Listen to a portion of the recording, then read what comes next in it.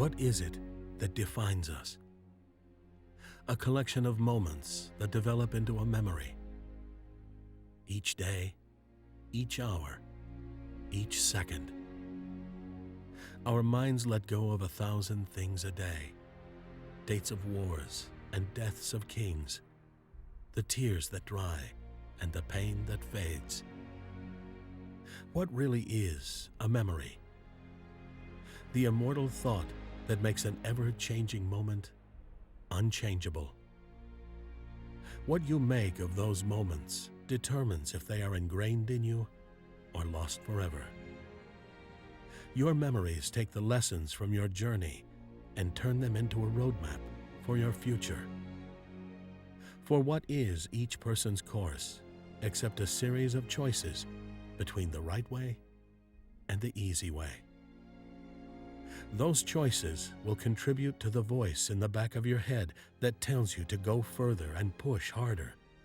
The voice that reminds you of the pain of coming up short, or that your time at the top is fleeting.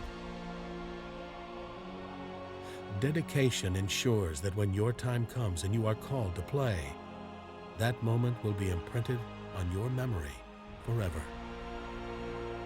In the years to come, will you look back and wish you had done something differently? Or will you know that you left it all on the field, giving everything you had and everything that you are? This is your moment. How will you remember it?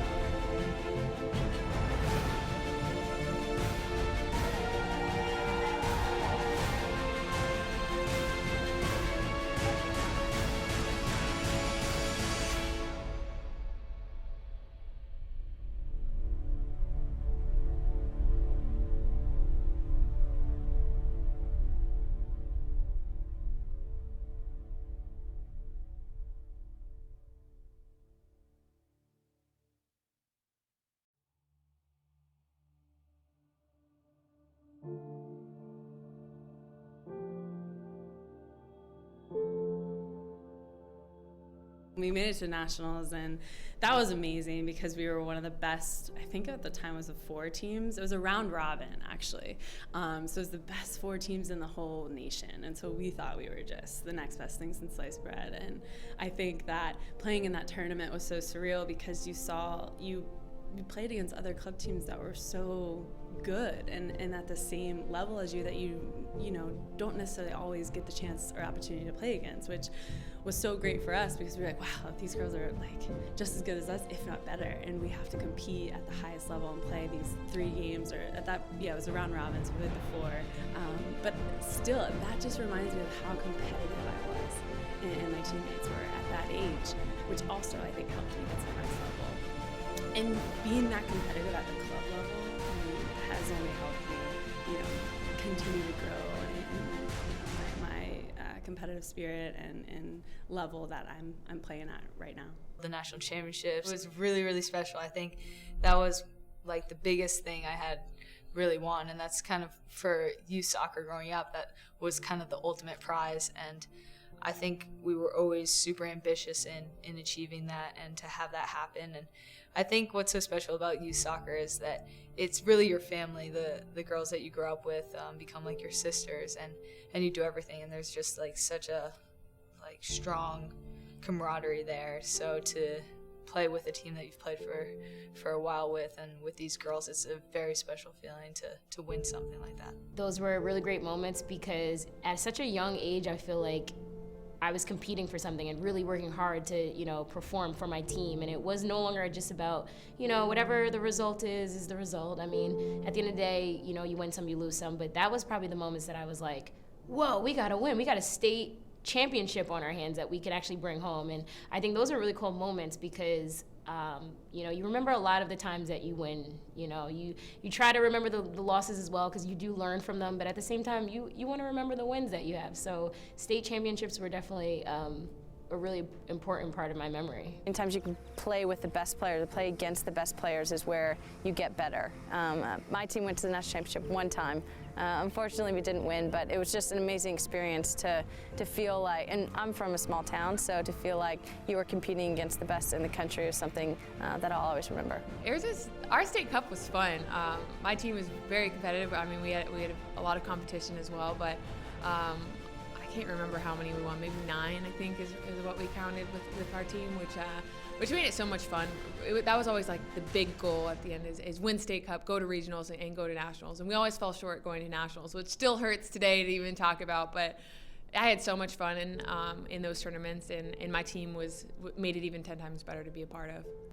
I get to play now in front of huge crowds and with all this spotlight and attention, and I don't think I'll ever have that feeling that I did going through my U14 national championship.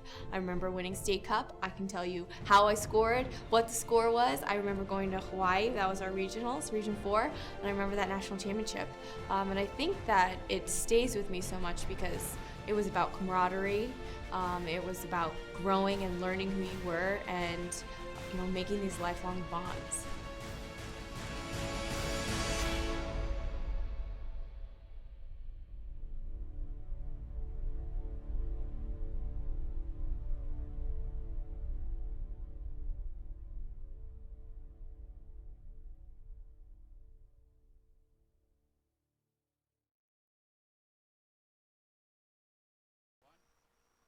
The USU Soccer National Tournament is brought to you by Nike, the official supplier of USU Soccer, Bubba Burger, official family fun burger, Kohl's, the official department store of USU Soccer, National Mango Board, an official snack of USU Soccer, Major League Soccer, official grassroots partner, Nestle Nesquik, the official post-game drink, Positive Coaching Alliance,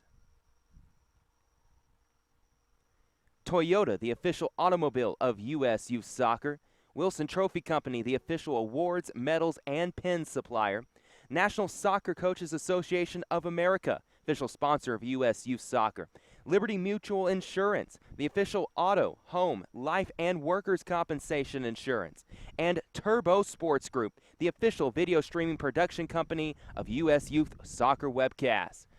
And this broadcast also brought to you by Team USA.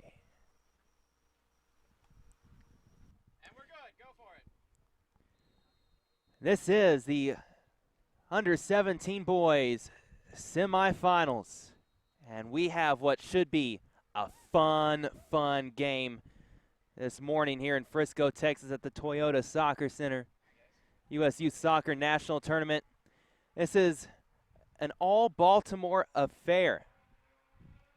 Baltimore Celtic in the green and white. Pipeline Black, they're in the red and black. Both out of Baltimore. Baltimore Derby here this morning for a berth in the national championship. Baltimore Celtic, defending national champs in this division. And they've won 3 of the last 4. So Pipeline Black would love to be that team to take this opportunity away from them. And there's an early touch out of the box from goalkeeper Quantrell Jones, who's an IMG Academy player, plays with the under-17s. Could be one to watch for the future as far as U.S. men's ranks are concerned.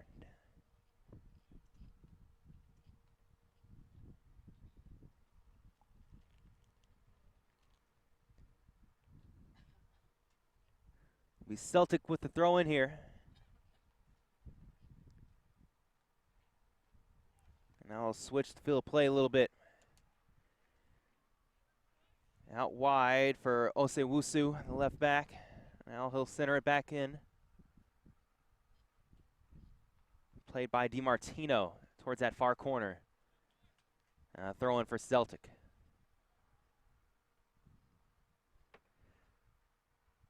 The jersey numbers on the back of these Celtic jerseys are in gold, so they're going to be a little tough to see with the sun. Pipeline Black, their jersey numbers are in the black, so they're a lot easier to tell on the screen. Ball's cleared away.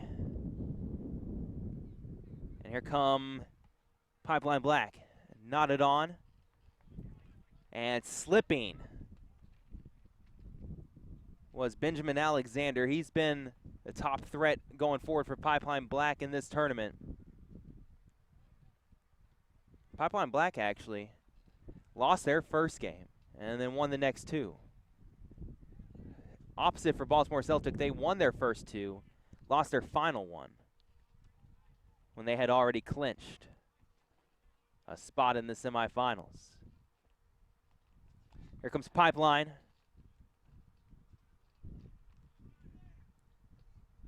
Trying to use some creative movement up there. Eduardo Rodriguez was bringing the ball forward, but taken away.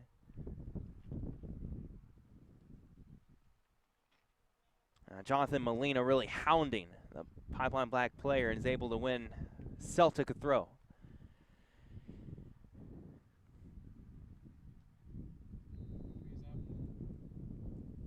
Players for both teams come from all around the city of Baltimore, so they all know each other very well. And while most of them are going to probably be pretty friendly off the field, during this game, doubt it.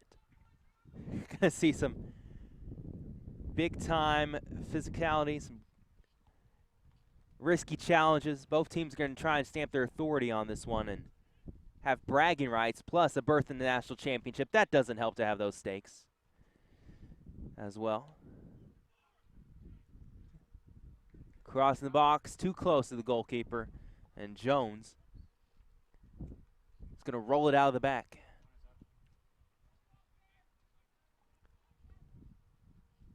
Here comes Osewusu. Darts past the defender. Past two, and then Molina.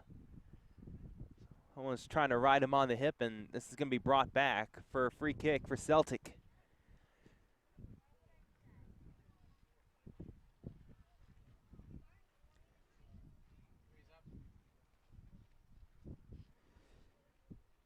Christopher McDonald's going to leave it for Paul Frendock. He'll come in with the in-swinger. Some numbers in the box for Baltimore Celtic. Down the middle.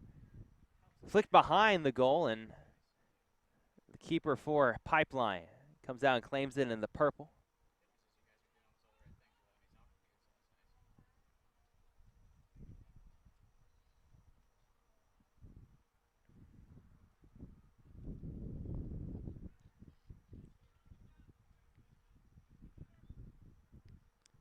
Pipeline enjoying some possession here early.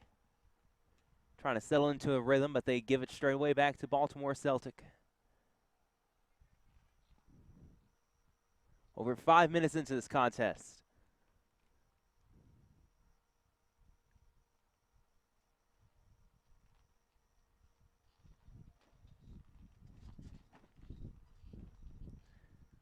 Wind has picked up in the last hour or so at the end of our under-18 girls game just before this one.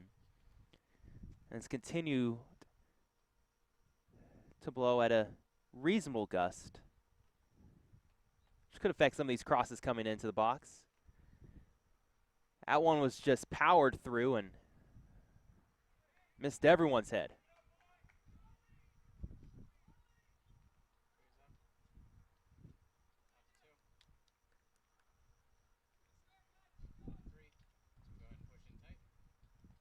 Early on, you have to feel that Celtic should be pretty happy with the start. They've been the more aggressive team.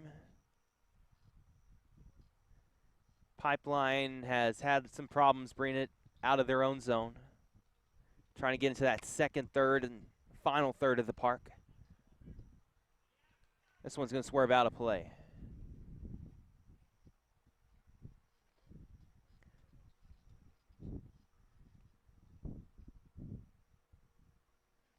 Also, USYS had to momentarily back up for the throw-in. Looking out wide. This is out for another throw.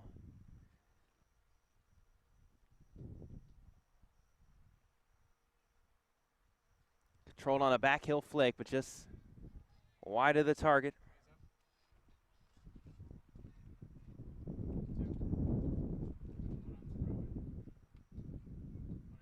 Pipeline wins that throw-in. But Celtic able to turn here. Low cross in. This is wide open goal, and it somehow ricochets wide. Second effort goes in, but it's offside.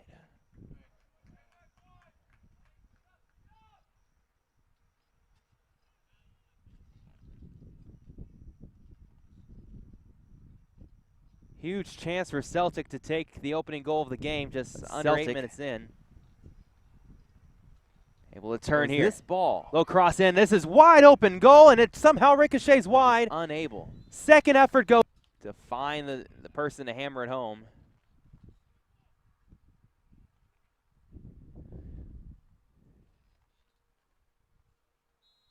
There's a foul, a forearm in the back against one of the Celtic players.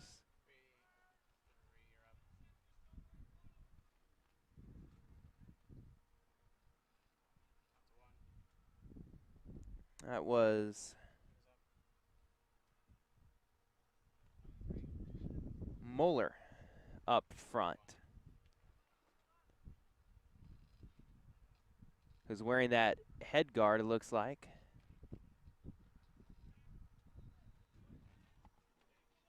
Sort of Peter Cech-like a little bit, where protects you on the headers. Here's first good move from Pipeline. There's a great cross in the box and just wide of the mark.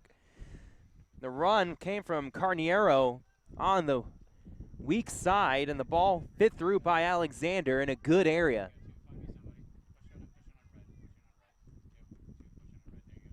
Pipeline, there's their first opportunity.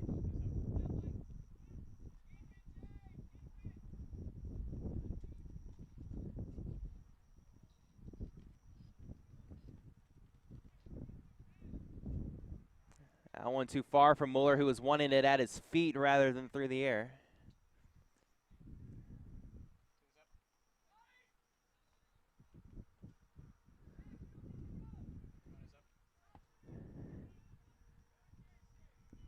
That one's headed down by Cyrus, but controlled by Pipeline.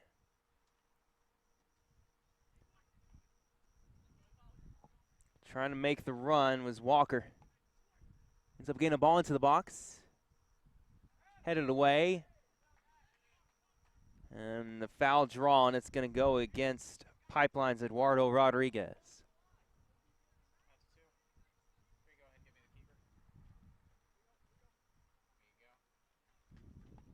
Over 10 minutes gone here in the first half. No score.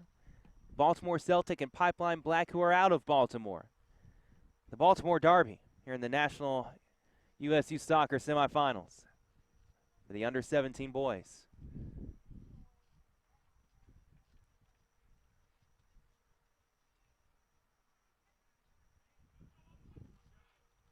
Pipeline able to mop it up from top of their own yard box.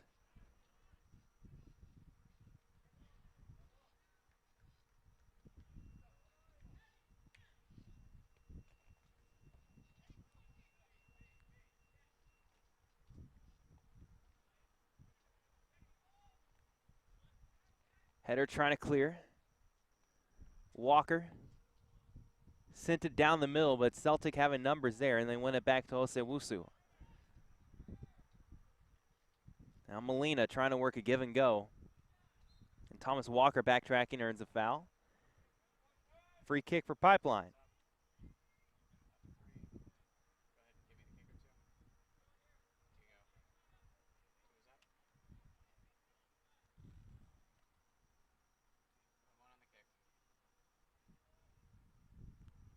Pipeline will take the free kick short. Center Black will play it forward. Looking for Alexander. With back to goal.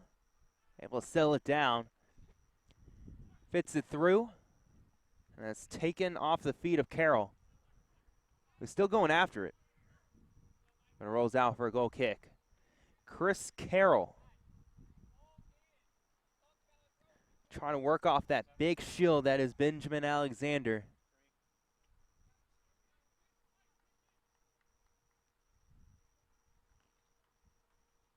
Carroll, the quicker, niftier player with that low center of gravity, but Alexander, the one who can do a lot of the heavy lifting.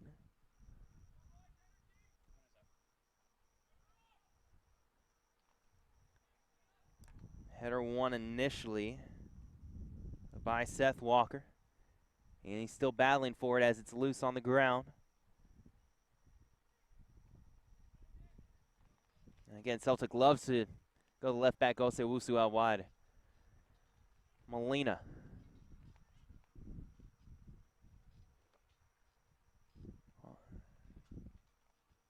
End up losing it.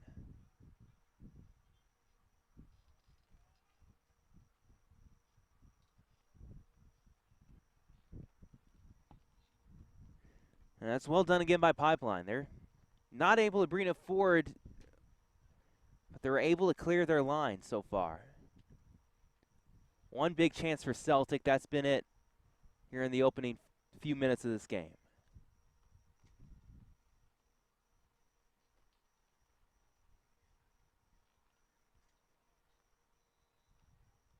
This one's coming the other way. A foul against Celtic.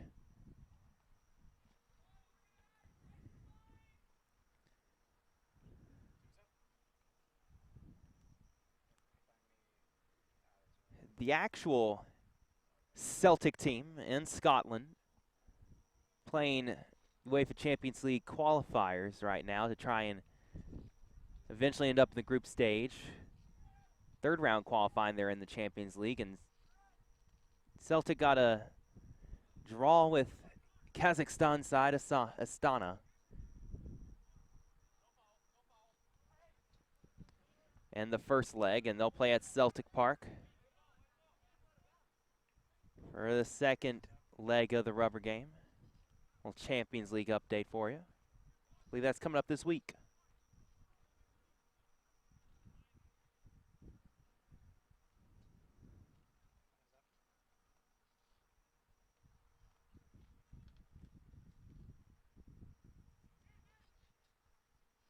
Walker now will try and lead a movement forward for Pipeline. There's a great burst of speed up the middle. And the pass just a little bit too ahead of his players. But that was good work from Rodriguez with the acceleration, showing what he has. Could provide a dangerous opportunity going forward later in this game.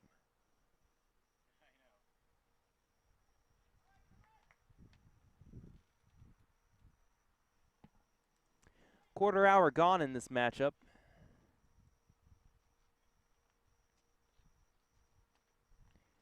Yet to see a real shot on target. There was one that Pipeline sent in that was more like a cross and a shot that the keeper, Quantrell Jones, was able to easily pluck out of the air. Other than that, nothing on target. Celtic did have one where they momentarily thought they had a goal, but it was offside.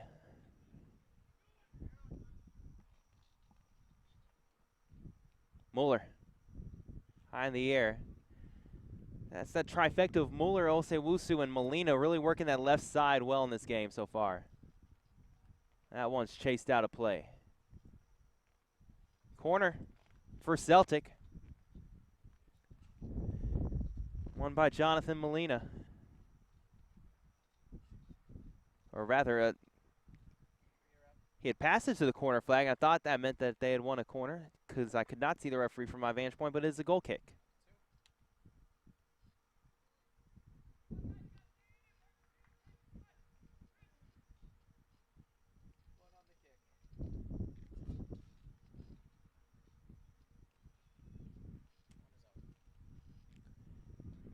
This one around the midfield circle.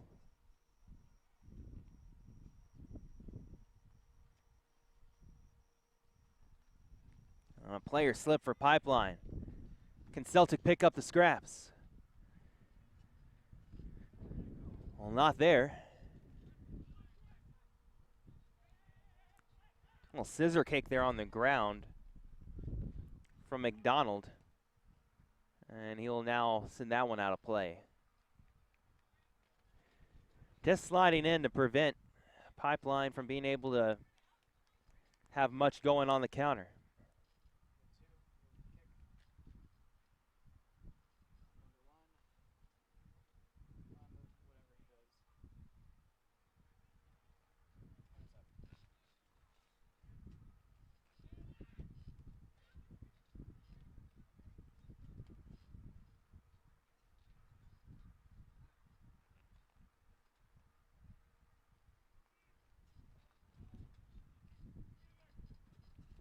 And again, Pipeline, every time they're trying to send a long pass out of the back, they end up losing it pretty quickly.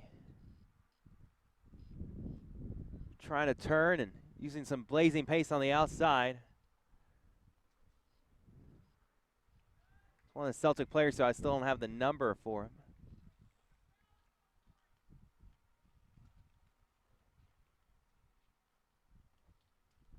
It's an 8 or a 9.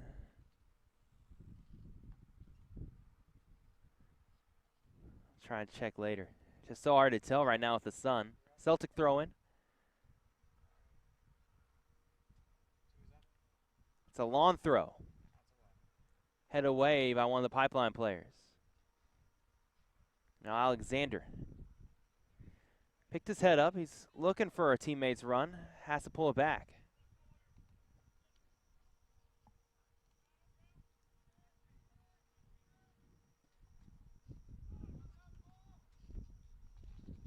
This one's brought down by one of the Celtic players.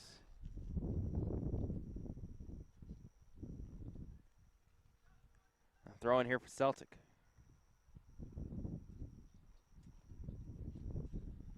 That's Fredock back in defense, who was able to give Celtic back the possession.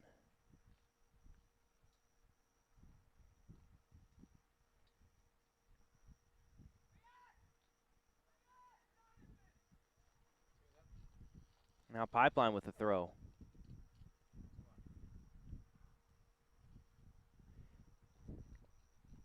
Right on the money to Carroll, but then he couldn't keep it after a couple touches.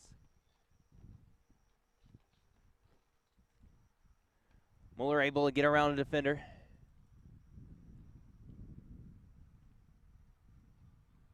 That rolls all the way to the boards and out of play.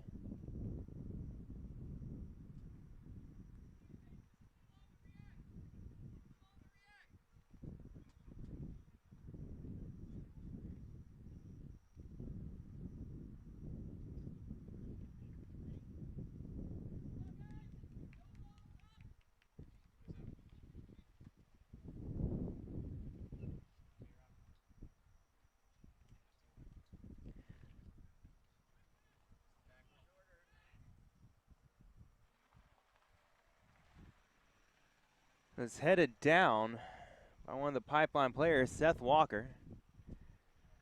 But Celtic have ended up,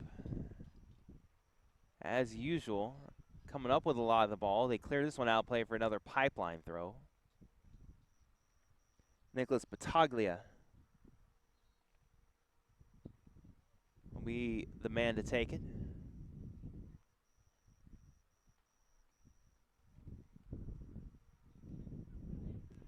Long throw from Battaglia and flicked on by Walker. Or rather, Alexander.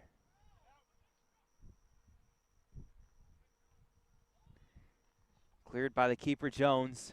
And right at the feet of Molina, who's put a man through. Scrambling off his line. I believe the goalkeeper is Hunter Davis for Pipeline. And was able to pick it up before the Celtic player could get there.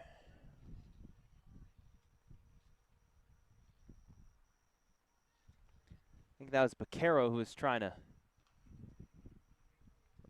run in.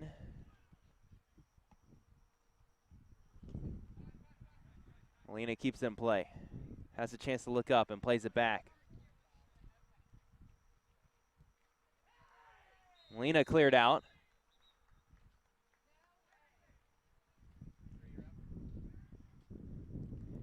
The ref right here is just going to have a talk with Seth Walker.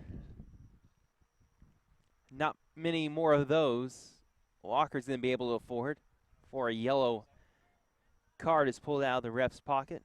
But he's doing a great job right now of just maintaining the game, not letting it get too out of hand. If you brandish one of those cards early, you run the risk of having to pour out the yellow card every single time, and then all of a sudden you have several players getting sent off during the game. This will be McDonald with a long run up.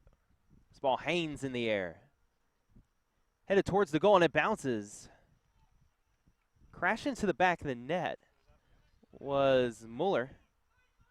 A little extra energy. Ran all the way through. So he's looking to pounce.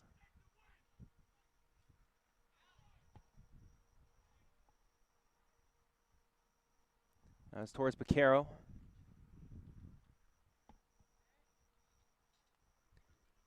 And now controlled by Mario Carniero. And Carroll has a runner down the right side, and it's cut out.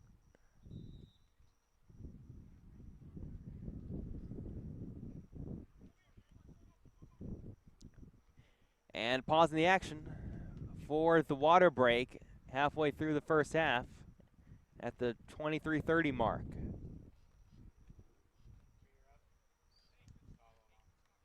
So we'll pause for a little bit for this water break here. Turbo Sports coverage of the USU Soccer National Tournament semifinals under 17 boys. And this one, Baltimore Celtic versus Pipeline Black, both teams out of Baltimore, Maryland. So far still deadlocked at 0-0.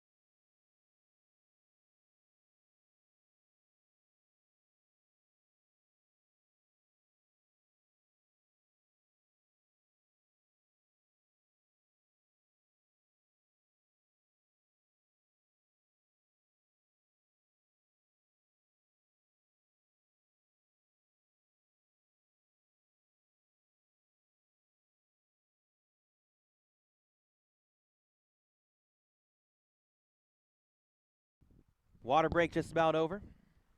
I really like that. U.S. Soccer has done a great job in implementing stoppages like these for the water breaks. Even this early here, Central Time, we're just shy of 10 o'clock. It's already approaching 90 degrees here in Frisco, Texas. Good portion of the world when you watch the European soccer on TV, it's cooler climates. They maybe don't need the water breaks as often, but especially when World Cup comes into play, and Major League Soccer's done a great job of implementing these water breaks in their matches. 89 degrees officially right now. I'll tell you what, it really helps the players out. Feels like 96 out here because it's been a very humid week in the Dallas-Fort Worth area. Carroll with the corner kick. Kept in play, and a foul drawn. Nifty move from Carniero, and he'll win the free kick. Area. Carroll with the corner kick. Kept in play, and a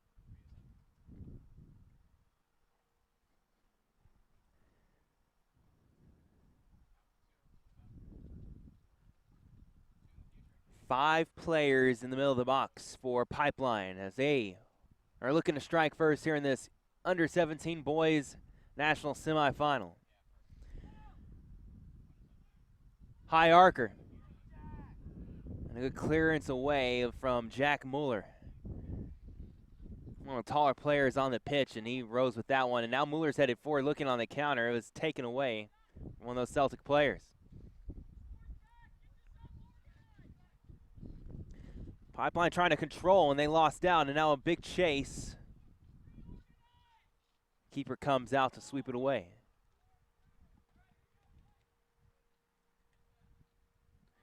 Bredenstein had lost it for Pipeline. And that one just eludes Mueller.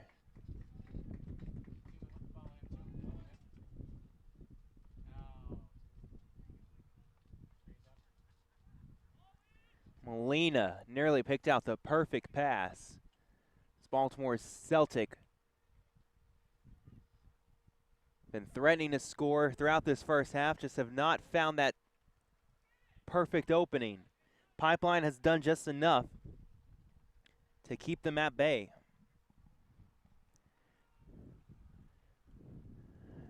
Into the 29th minute now of play.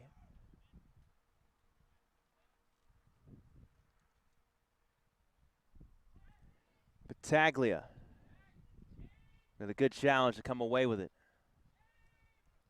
Seth Walker. I'll say Wusu had it blocked away from him. And then a crowd of players. This will be Celtic with the throw.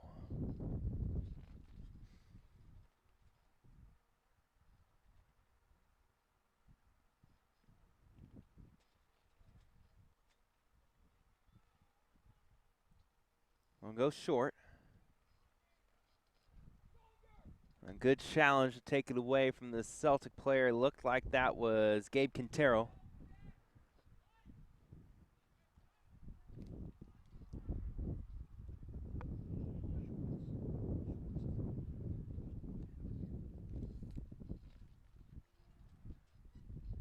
I got confirmation from one of the Pipeline fans that it is Elton Schwartz, 87, who's in goal. And I was taking a guess earlier when I said it was Davis because number 1 or 0 is usually your goalkeeper, but 87, Schwartz is in net.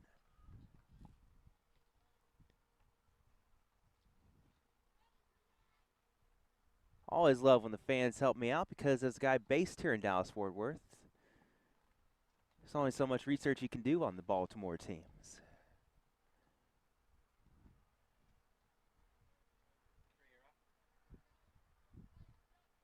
Did check out both teams' club websites last night. Both look pretty slick.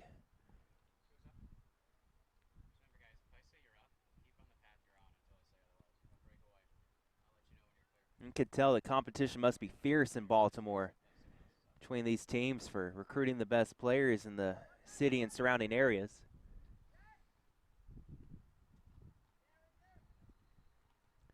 Of course, you never know how far that surrounding area necessarily pertains because it could be within the city, but I'm sure there's players that travel from even 100 miles out or so to come play for some of these teams because I remember the story of Clint Dempsey, who you all know as a U.S.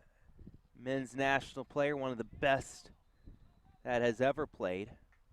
Could end up, when he retires, being the all-time leading goal scorer. He grew up in Nacogdoches, Texas, which if you're not familiar with everywhere in the state of Texas, Nacogdoches is in East Texas, about, I'd say 2.5, 3 hours at least away from the Dallas-Fort Worth Metroplex. And he would drive, apparently, for practice every day out to Dallas area to train with his club team.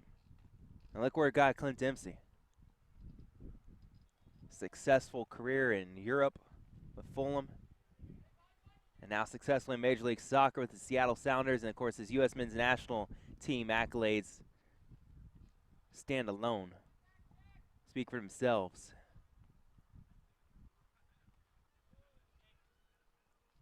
This one's taken out of the midfield by Molina. Pass just a little bit wide of the intended target. Had a chance to see Dempsey myself for the first time in action when the USA men's national team took on Argentina in the Copa America semifinal in Houston. I was able to drive down,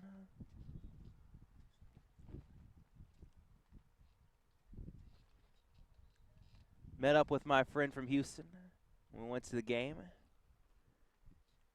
Saw Messi score his potential last goal ever for Argentina, as they beat the U.S. 4-0, but what an experience it was.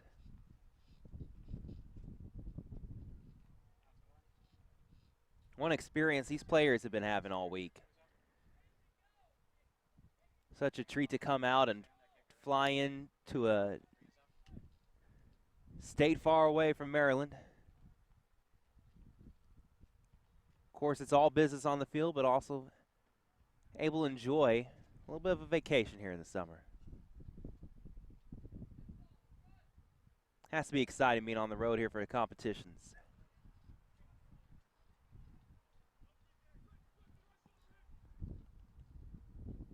Ball swung in by Walker.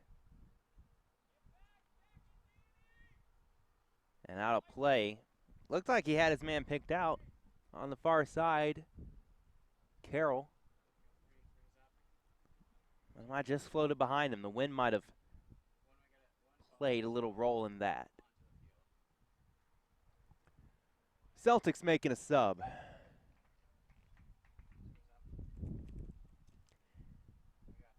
Jake Mazzy enters the game, points to the sky as he comes in.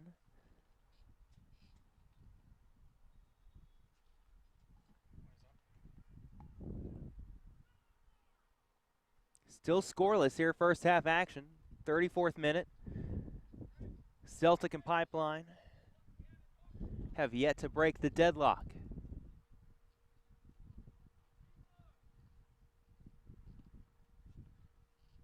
Pipeline's been the team that has more often bunkered down, waited for some set pieces, a couple corner chances that they've had. But for most part, it's been Celtic with the possession, moving forward the majority of the time. This one comes out wide for McDonald. Sends one in, and it's cleared away.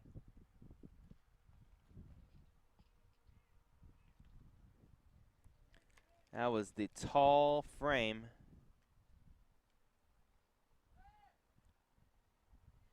Able to send it away. I couldn't quite get a number because I was going to say his name, but couldn't find it on my sheet.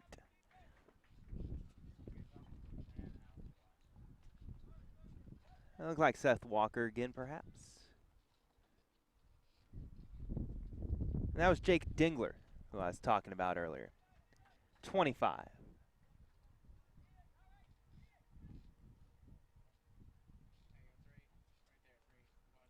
Goal kick for Pipeline. About 10 minutes left to go here in this first half.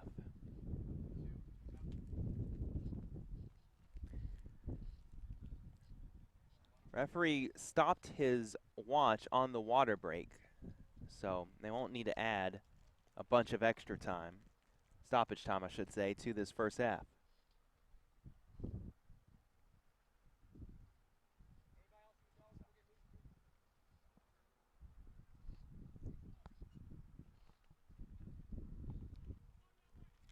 We'll say Wusu again on the ball.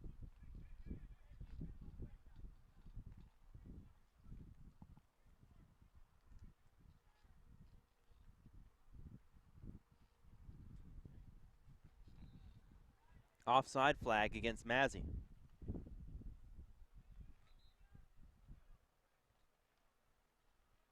Now Pipeline will make a switch. Coming on will be Maximo Jansen.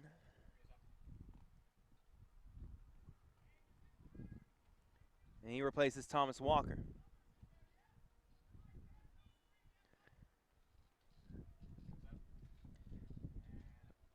Maximo has to be the best first name in the tournament so far that I've noticed.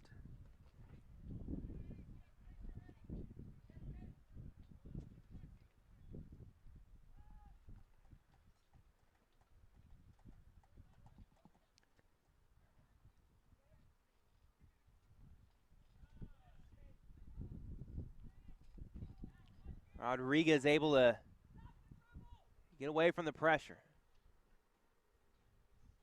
And it's still Rodriguez, and player goes down, and he might have had the cleats going to his side. A little inadvertently by Rodriguez. Frustration there as Frindock gets up. And a little bit of pain back there. And it's still Rodriguez. Plays on. Player goes down, and he might have had the... They'll leave it to the goalkeeper in gold. Quantrell Jones. He'll play short. Plenty of space for Onse Wunsu.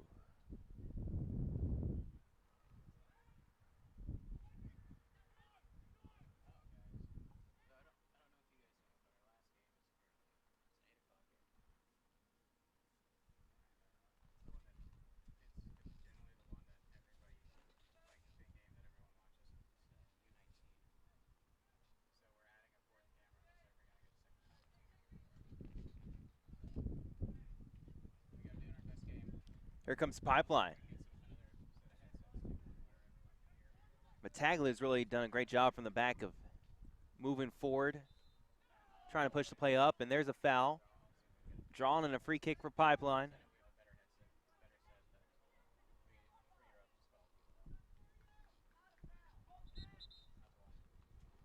The referee wants this to be retaken.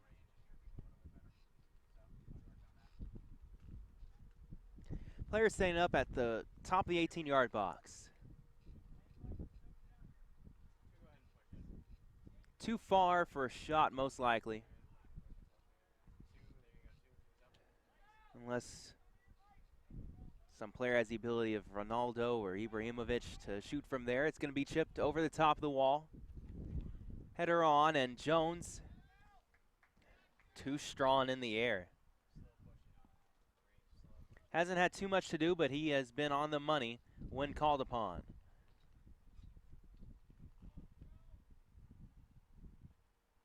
And here's now an attack the other way after a good outlet pass from Jones. Dribbling away and actually winning a corner. Celtic player.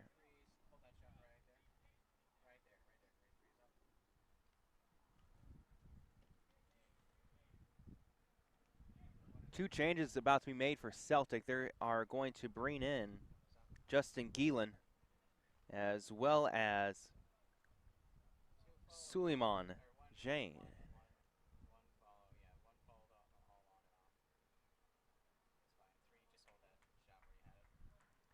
Frindock. Take a breather as one of the players coming out, as well as Molina. 5 minutes left to go in this first half. Mazzy will take the corner. Short and low. The shot was blocked. And a second corner opportunity coming up for Celtic.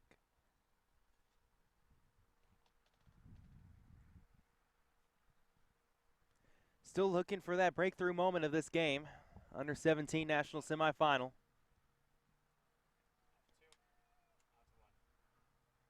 Mazzy about the same spot on that corner, but gets it back. Has some space to work with. This one at a time he'll float it into the box. Off the arm of the keeper. So he tried to tip it behind him. And it was batted away, kicked away finally by Pipeline. And Celtic's going to have a third corner coming up.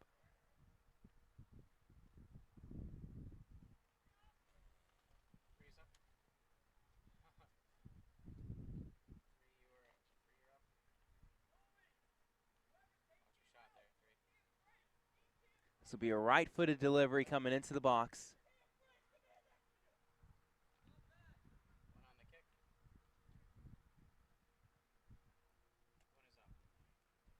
Low bouncer into the crowd, ping-pongs around.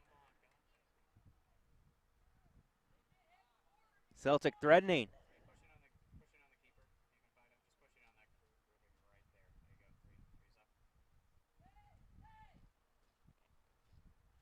It's like a game of pinball in there.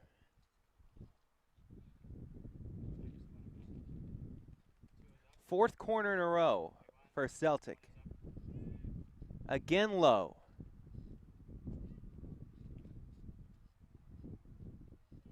Trying to go to the near corner every time. But Pipeline has been up to the task.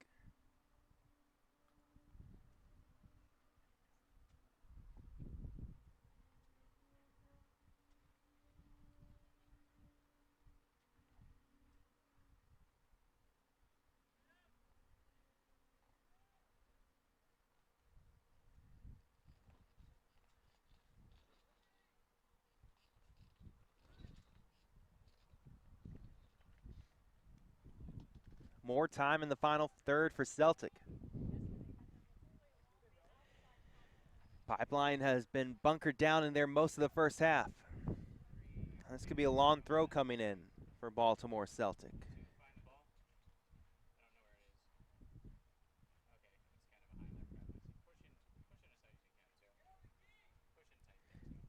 This will be a long throw towards the front of the box. Pipeline easily dealt with it.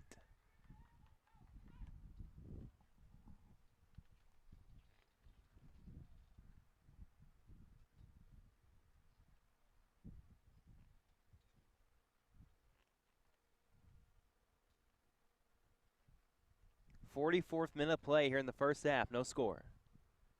Celtic in the white and green, Pipeline in the red and black. I'll say Wuntsu's cross.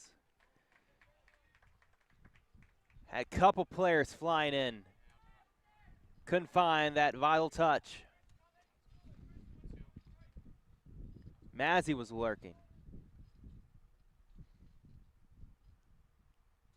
But Caro as well.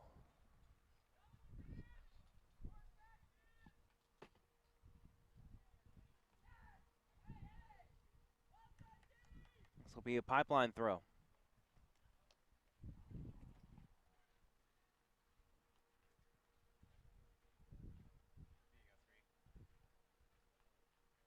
Rather, a Pipeline free kick ends up being.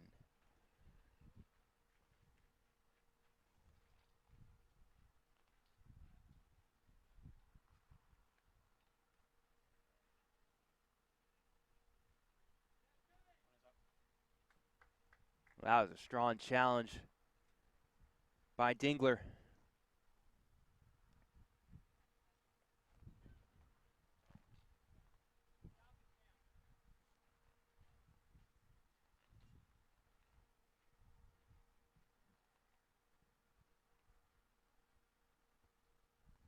Played its head towards Alexander, who's been quiet after the opening 10 minutes of the game for Pipeline. Hasn't had many touches on the ball, hasn't had many looks.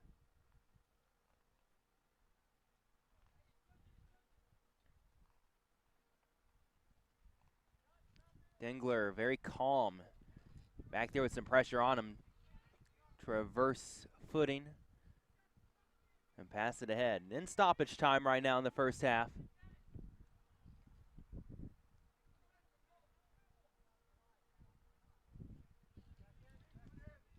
Battaglia. Plays it to a center back.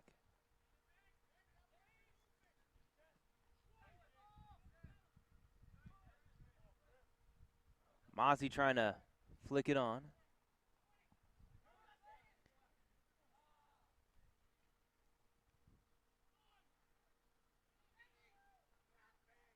Now in the middle of the pitch is Suleiman.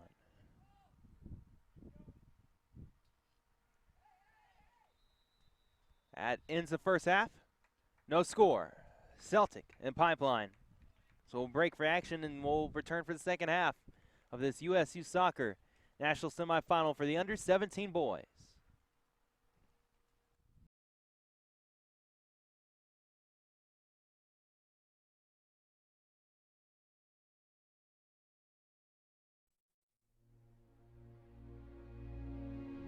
What is it that defines us? A collection of moments that develop into a memory. Each day, each hour, each second. Our minds let go of 1,000 things a day. Dates of wars and deaths of kings. The tears that dry and the pain that fades. What really is a memory? The immortal thought that makes an ever-changing moment unchangeable. What you make of those moments determines if they are ingrained in you or lost forever. Your memories take the lessons from your journey and turn them into a roadmap for your future. For what is each person's course except a series of choices between the right way and the easy way? Those choices will contribute to the voice in the back of your head that tells you to go further and push harder. The voice that reminds you of the pain of coming up short, or that your time at the top is fleeting. Dedication ensures that when your time comes and you are called to play, that moment will be imprinted on your memory forever. In the years to come, will you look back and wish you had done something differently? Or will you know that you left it all on the field, giving everything you had and everything that you are? This is your moment. How will you remember it?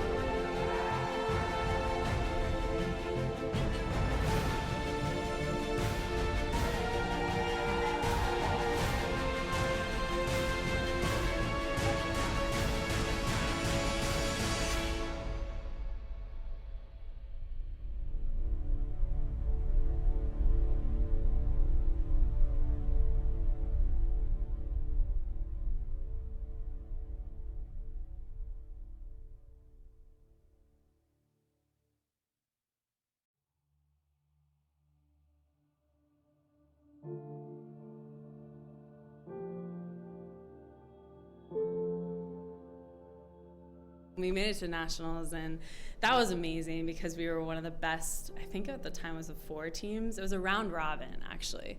So it was the best 4 teams in the whole nation. And so we thought we were just the next best thing since sliced bread. And I think that playing in that tournament was so surreal because you played against other club teams that were so good and at the same level as you that you don't necessarily always get the chance or opportunity to play against, which was so great for us because we were like, wow, these girls are like just as good as us, if not better, and we have to compete at the highest level and play these 3 games, or at that, it was a round robin, so we played the 4, but still, that just reminds me of how competitive I was and my teammates were at that age, which also I think helped me get to the next level.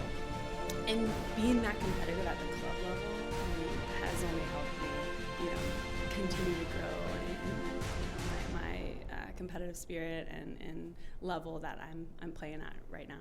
The national championships was really, really special. I think that was like the biggest thing I had really won, and that's kind of for youth soccer growing up, that was kind of the ultimate prize. And I think we were always super ambitious in achieving that and to have that happen. And I think what's so special about youth soccer is that it's really your family. The girls that you grow up with become like your sisters, and you do everything. And there's just like such a strong camaraderie there. So to play with a team that you've played for a while with, and with these girls, it's a very special feeling to win something like that. Those were really great moments because at such a young age, I feel like I was competing for something and really working hard to, perform for my team. And it was no longer just about, whatever the result is the result. I mean, at the end of the day, you win some, you lose some. But that was probably the moments that I was like, whoa, we got to win. We got a state championship on our hands that we could actually bring home. And I think those are really cool moments because you remember a lot of the times that you win. You try to remember the losses as well because you do learn from them, but at the same time, you want to remember the wins that you have. So state championships were definitely a really important part of my memory. Sometimes you can play with the best players, play against the best players is where you get better. My team went to the national championship one time. Unfortunately, we didn't win, but it was just an amazing experience to feel like, and I'm from a small town, so to feel like you were competing against the best in the country is something that I'll always remember. Our state cup was fun. My team was very competitive. I mean, we had a lot of competition as well, but I can't remember how many we won. Maybe 9, I think, is what we counted with our team, which made it so much fun. That was always like the big goal at the end is win state cup, go to regionals, and go to nationals. And we always fell short going to nationals, which still hurts today to even talk about. But I had so much fun in those tournaments, and my team made it even 10 times better to be a part of. I get to play now in front of huge crowds and with all this spotlight and attention, and I don't think I'll ever have that feeling that I did going through my U14 national championship. I remember winning state cup. I can tell you how I scored, what the score was. I remember going to Hawaii. That was our regionals, Region 4, and I remember that national championship. And I think that it stays with me so much because it was about camaraderie. It was about growing and learning who you were and making these lifelong bonds.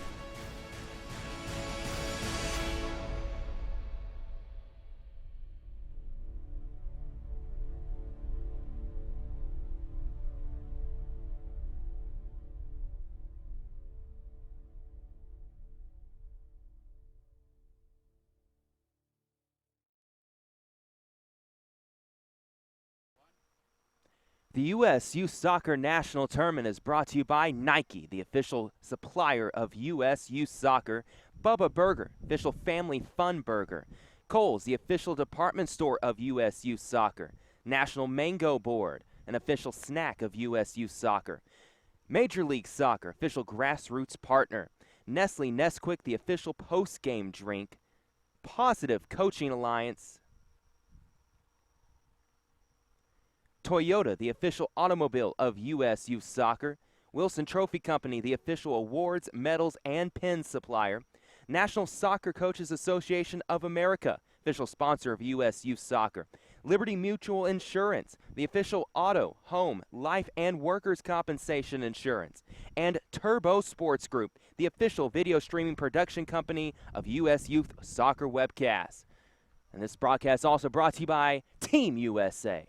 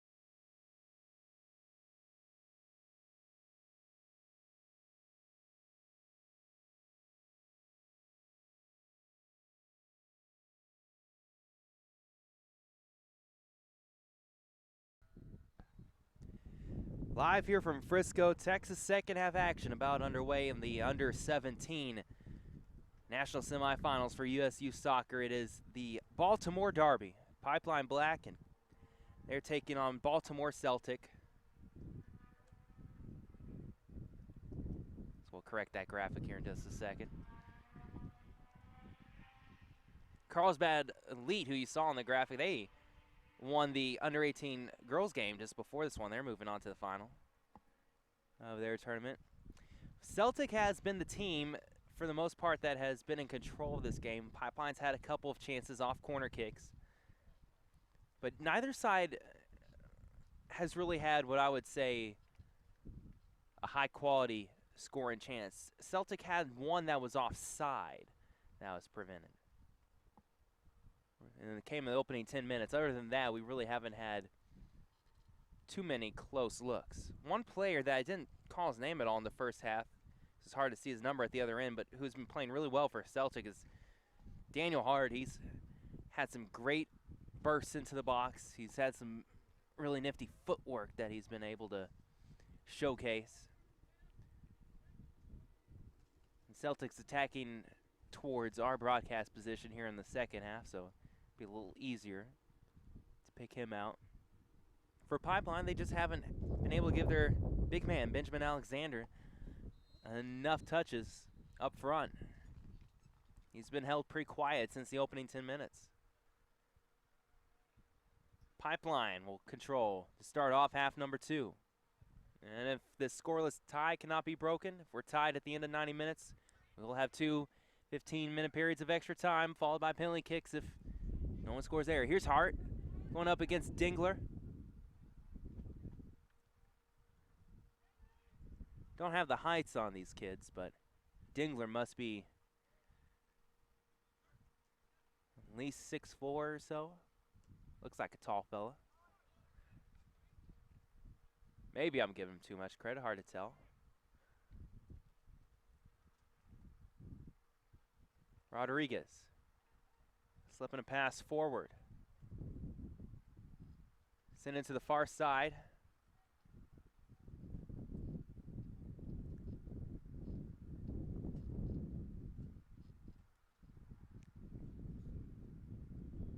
And here comes a corner for Pipeline. It's a good start to second half for them.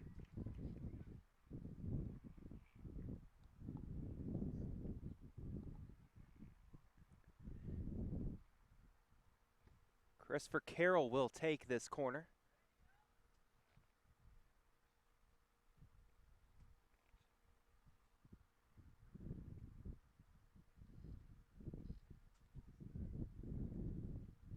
Pipeline's really bringing a lot of numbers in the box. Corner not the best. Hunt up in the air. The wind, I think, prevented it from getting into the box. There's a long ball from Muller. He had the defense beat, but it just left it behind his feet. The pass needed to be just a touch ahead. But a great opportunity there for Celtic on the counter off the corner.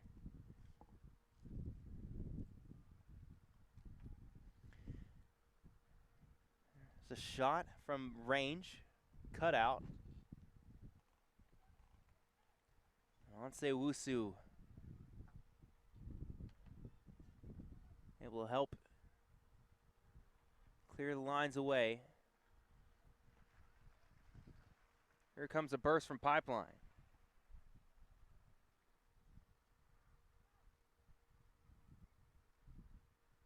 Walker sends it back to Dingler. And Walker loses out.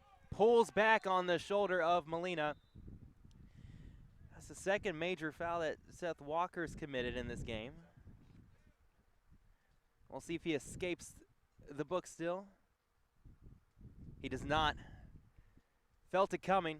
First yellow of the match. Given out here in the 49th minute to Seth Walker.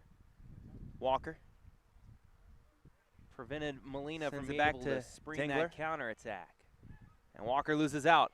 Pulls back on the shoulder of Molina. No question. And the referee earlier in the first half had let him escape potential trouble with the cards, but Not so there.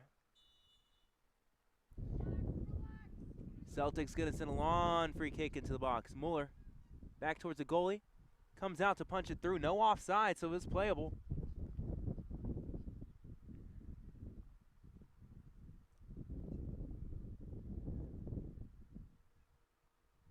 Pipeline has some room to play it out, but a loose, heavy touch there. Luckily, a teammate, Carroll, was able to spring to it off the touch of Philip Burnett. It's Burnett, Dangler,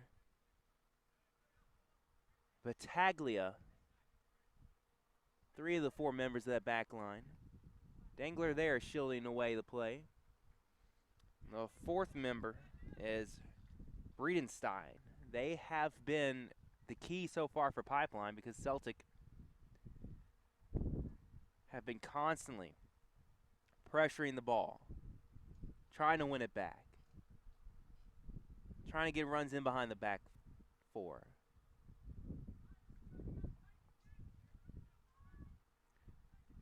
Schwartz to send this long.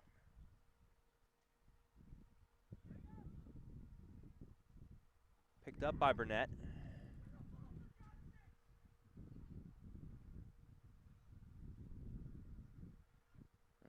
Ball finds Burnett again. It was cut out. Sent long towards Mueller. And just was miscontrolled. Frendock was playing him ahead. A good ball forward. Frendock still walking a little bit gingerly. He took some cleats into on one of his legs earlier in the game. Fighting through the pain.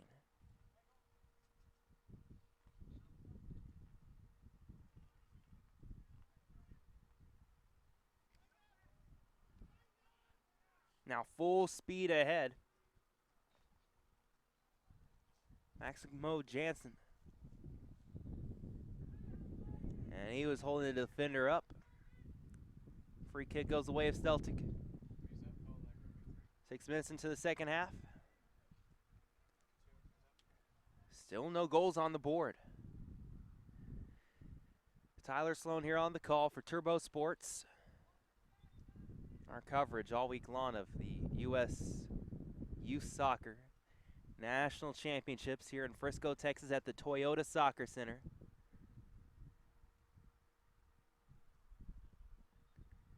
Toyota Stadium.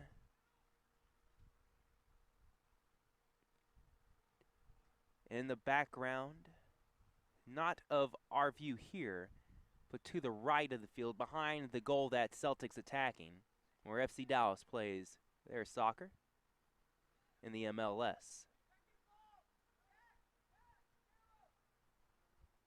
It also was the site, Toyota Stadium.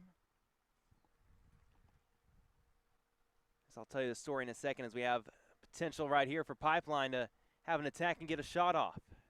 Carroll, 3 defenders around him. They swarm him. That was well done by Chris Carroll to win a corner for Pipeline Black.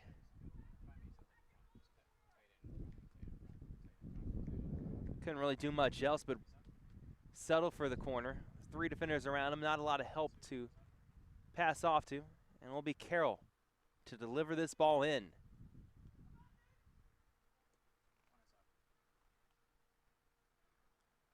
Mueller with the initial clearance, and the second ball back in will roll out for a goal kick.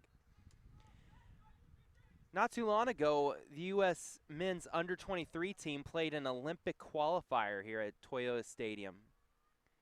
It was the second leg of a home-and-home with the Colombia under-23 team. They earned a draw in Colombia, 1-1, so they had the away goal advantage heading into that game. It was on a Tuesday night a couple months ago or so. The U.S. men fell short. Colombia ended up winning here 2-1 and advanced on aggregate 3-2 to the Olympics, as U.S. men missed out. But, of course, U.S. women will be in action in the Olympics come Thursday, their first game. Yes, they are playing a day before the opening ceremonies as they want the soccer tournament to get underway.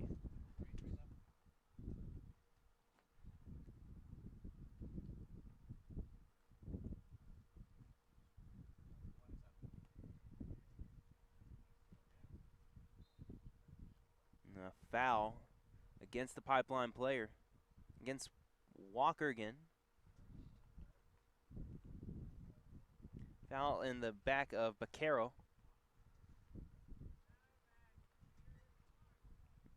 Celtic will try and chip it into the far side. Muller. This ball ricocheting in the air. It's a good touch. Fighting for it was Hart. Now Muller here from the wide side. That ball was across, deflected off the defender towards the near post, and it was smothered up by Schwartz. Great chance for Celtic there.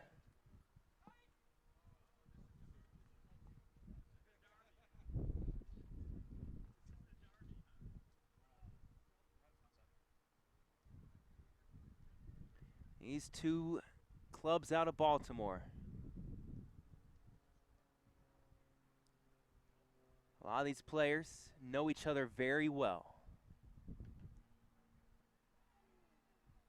Certainly helps to have a good book on everyone when you're heading to a national semifinal.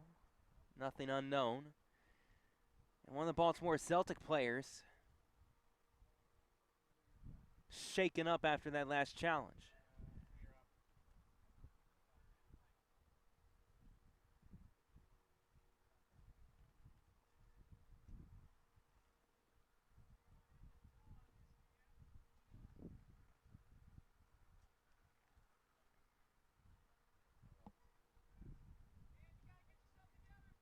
It was Hart, who had been on the ground for just a little bit. Celtic players trying to shout for handball, not getting the call from the ref. Here's a turn, a shot that nearly bounces away from the goalkeeper, but Schwartz, an extended arm to reel it back in.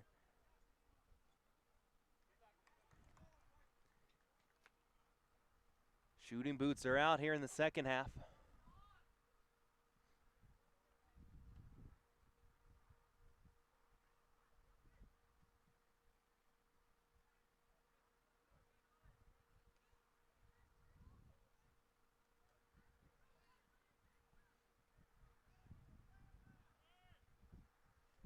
Rodriguez for Pipeline. Here comes another throw.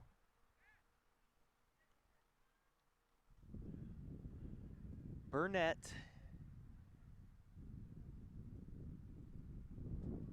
played back to him. Shoved off the ball illegally by Jack Muller.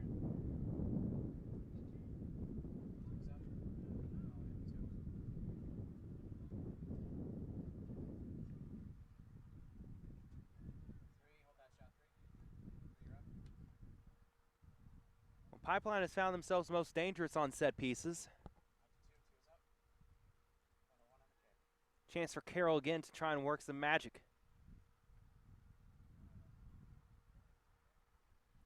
Quantrell Jones in the gold jersey, looking to come out for this. He leaves it be too far for him to spring out of his net, and he'll collect the loose scraps there.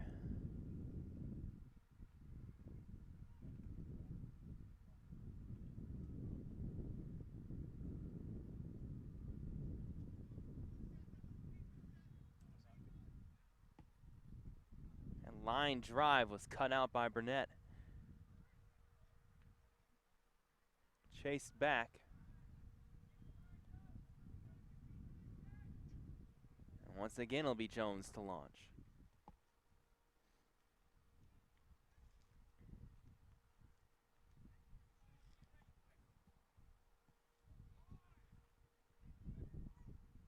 This one's played ahead, looking for Hart. Makes that diagonal run.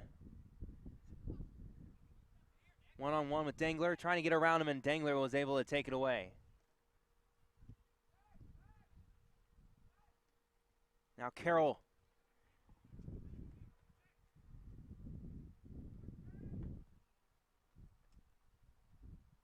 Carniero. Short in the box, and that one's blasted. Out of play. That was a thump. Corner coming for Pipeline.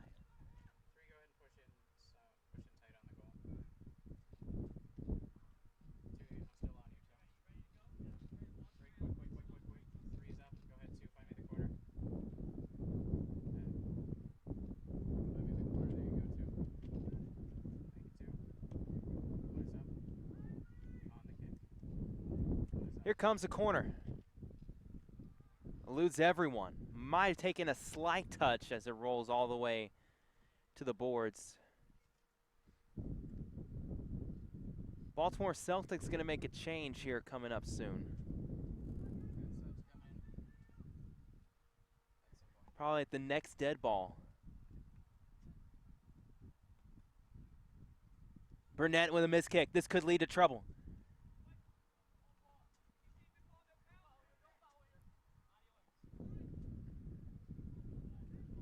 There's a big battle there, won by Frindock. Advantage played by the ref. Mueller is trying to slip in Baccaro. Well, it's cut out again. Pipeline's back four has played solid all morning long.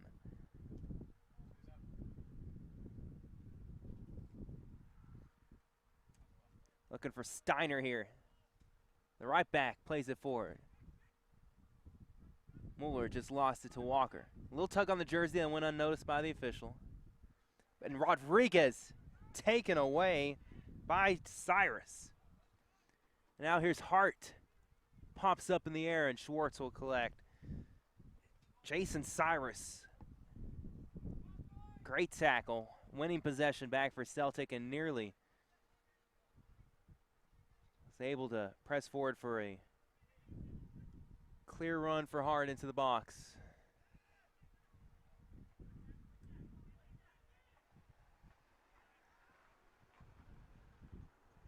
Mueller with a good touch. He'll win the throw, and here comes the sub for Celtic. Board will go up, and we'll see what numbers are shown.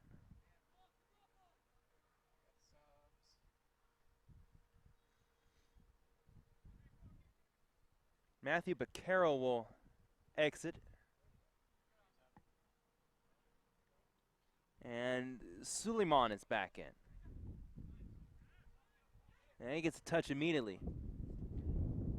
Out wide, across in from Fred Hawk, and that's a header just over the bar. Diving effort. Molina. That's about as close as anyone has come in this game.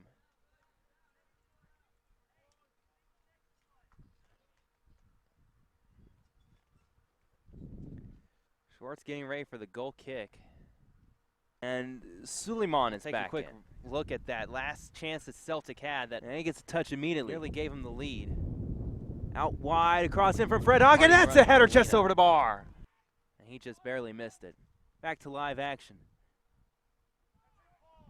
Frindock won it. Has some room. Won't take it first time. Gets around the defender, Burnett. Flying in front was Molina again and just lifted over his head. Frindock and Molina, some dangerous combination work going on right now from Celtic. Looking for that opening goal. 63rd minute of play. Still nothing. Here from Toyota Soccer Center in Frisco. Now down the far side for Hart. Lost out. Taglia. Hasn't put a foot wrong most of this game, but Taglia. And here Pipeline wins in the midfield. And finally a touch for Alexander up top. He hasn't had many of those here in the second half. Had taken away quickly.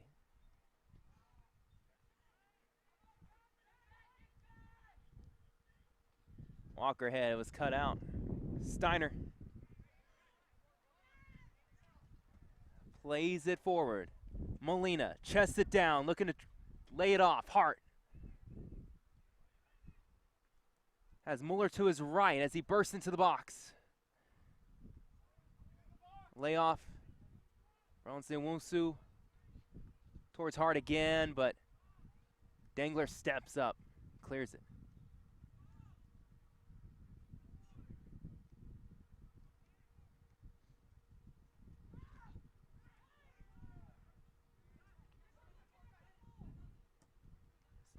This one's kept in on the sideline, but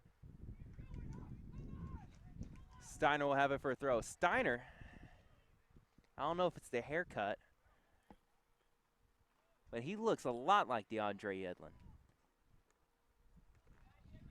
Maybe not size-wise, but has a very similar look to the Sunderland and U.S. international player. This is won by Celtic. Around the same position, too.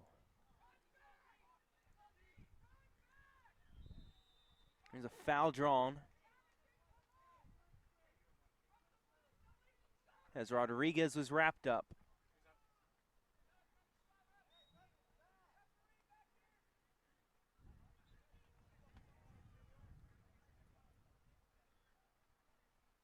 Just one card brandished in this game so far. Seth Walker's the one who has to be cautious the rest of this game. Pipeline playing this style have been fine so far, but if they went down to 10 men, that would be a tall task. We have a sub for Pipeline Black. Thomas Walker returning to the action.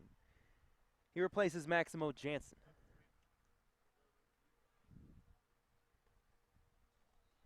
A couple Celtic players being sent now down the touchline to warm up. Free kick towards Alexander just over his head as he battled in the air for it.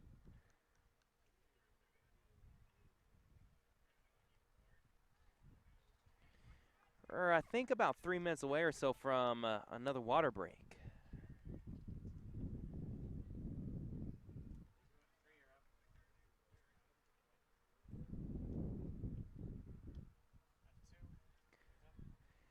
Our first game of the day, an under 18 girls semifinal matchup, did not require a water break. It was a 7:30 local start time. This game starting 9:30 locally. Temperature around 89 degrees. Required a water break in that first half, and it's only gone up since then.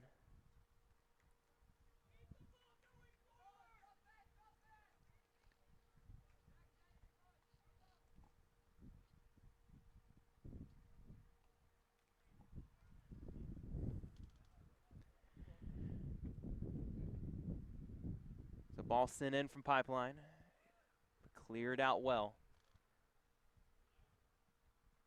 It was, again, Frindock. There's a header back to the goalkeeper, Jones. Safely played. Onsen Wusu maneuvers ahead. Taken down from behind. Free kick coming up, no card.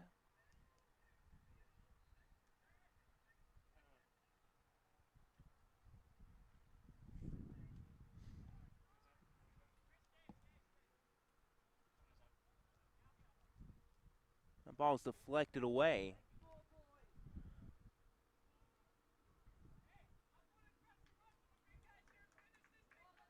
Corner coming up here for Baltimore Celtic. Key moment of the game here. 68th minute.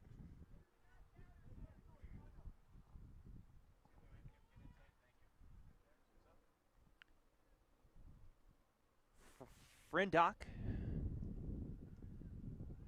Looks like he will take it. In swinging corner. It's a good one. Onsen Wusu rose ahead of the pack. Deflected wide, and another corner coming up for Celtic after DiMartino let it roll out of play.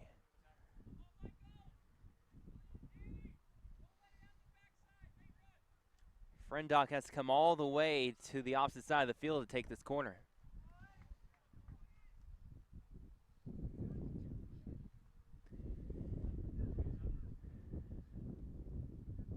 Still no score. Baltimore Derby.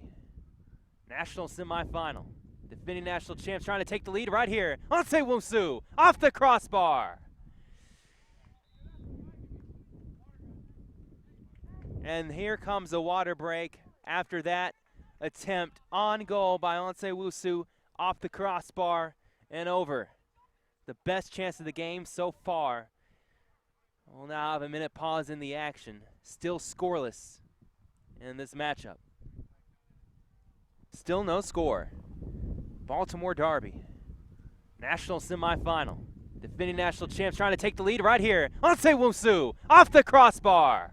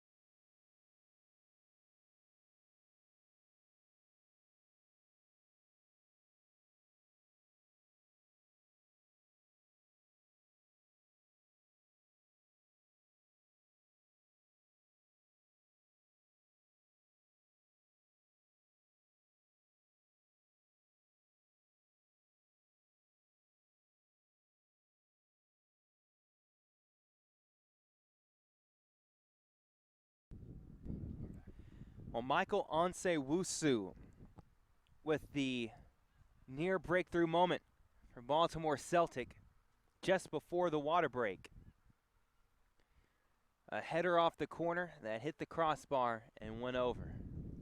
Even the refs there at the last water break were scampering for some water. Hot day out here in Frisco, Texas. Under 17 boys semifinal. 2 teams from Maryland, 2 teams from the Baltimore area. Baltimore Celtic and Pipeline Black. No one has scored yet into the 70th minute.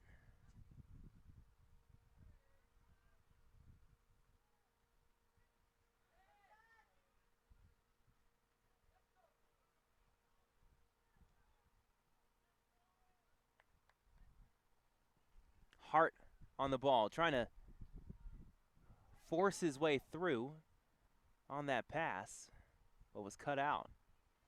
Now Walker, Thomas Walker, crowded out. Just went and tried to challenge too many players.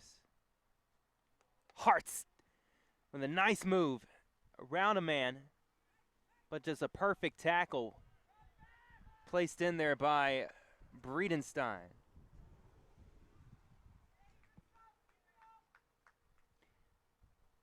Matthew Breedenstein, well, he had to make that tackle. Hart was on the move.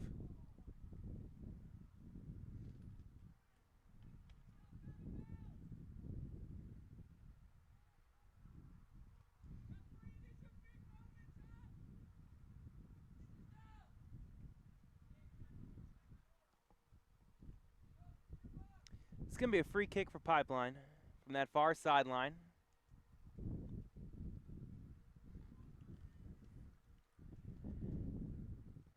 Just feels like set piece may be the way we get a goal in this one. That's going to go for a corner. Too tall for even Quantrell Jones to rise up and keep in play. Now Seth Walker jogs over to take this one from the far corner flag.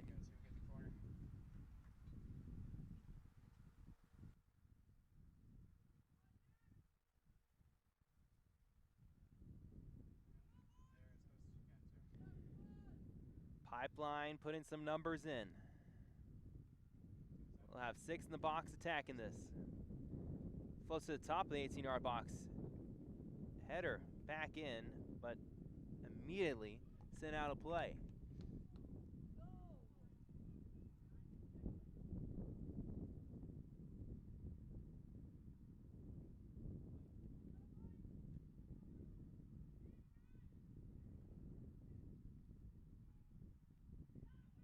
Carroll. Switch the field of play to Burnett.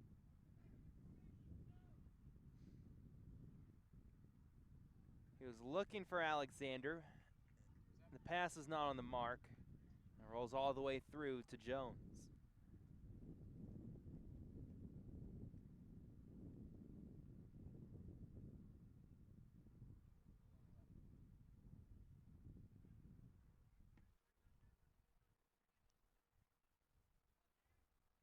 Dingler.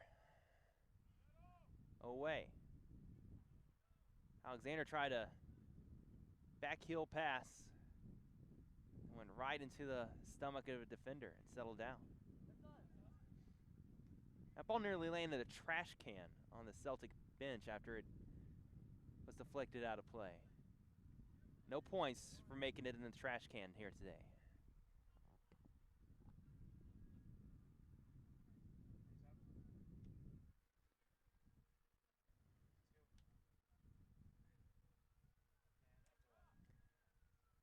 Steiner will launch the throw.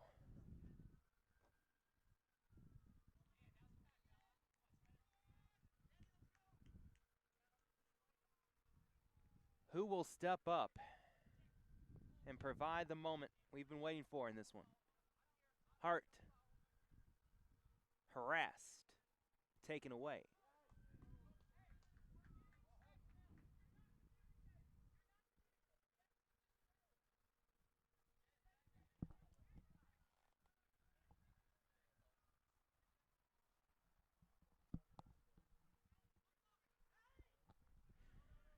Took some time to get that ball retrieved from out of play. Now it's back in. Over the head of Hart. Molina nearly taken away, and it does deflect off of him. Wins it back for Celtic. And Hart was trying to force it through. The pass is cut out. Maybe. Could have gotten a shot off there. Decided to pass, and now here's Alexander. With some momentum.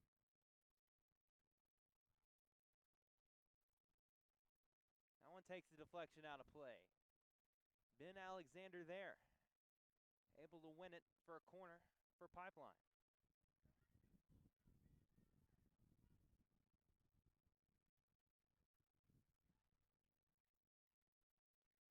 Pipeline's had a bunch of set play opportunities lately.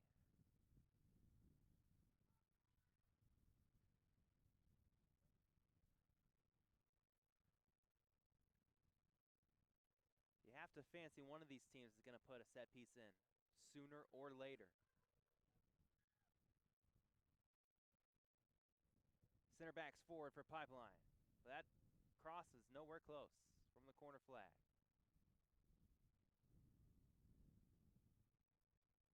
Just not enough distance.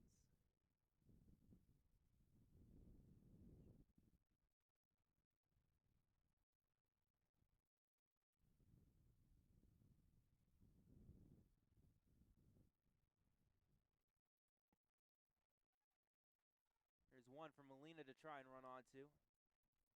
And again, he's been marked by Nicholas Battaglia, who's played, I think, probably the best defensive game of anyone on this field.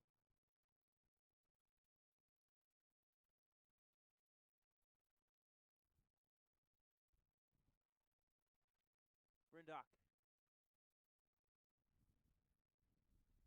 This one is going to leak out, and it will be a corner for Baltimore Celtic. Paul Frindock will take it. This is the exact same corner flag. From about 10 minutes ago, Michael Osewusu nearly gave Celtic the lead. He hit the crossbar. He's in the box again. One of the taller players, along with Gabe Quintero. This one's in the direction of Osewusu. Keeper gets a good fist onto it and clears it. It's well done by Schwartz. And now Alexander trying to get by a defender or two. Sweeps by, and now he's going to have a chance on his left foot perhaps. Great backtracking work there. Steiner, an incredible takeaway.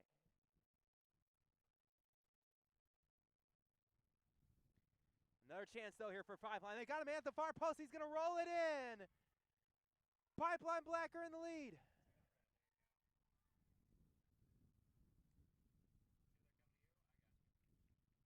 Chris Carroll celebrates with the team. And the defending champs are now on the ropes.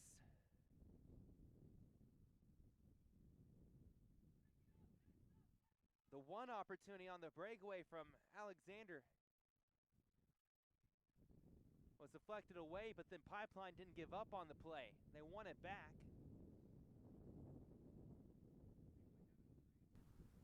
Here's our replay to show us just what happened. Carroll initially had won the ball. Another chance, though, here for Pipeline. They got him at the far post. He's going to roll it in. Pipeline Black are in the lead. Jones.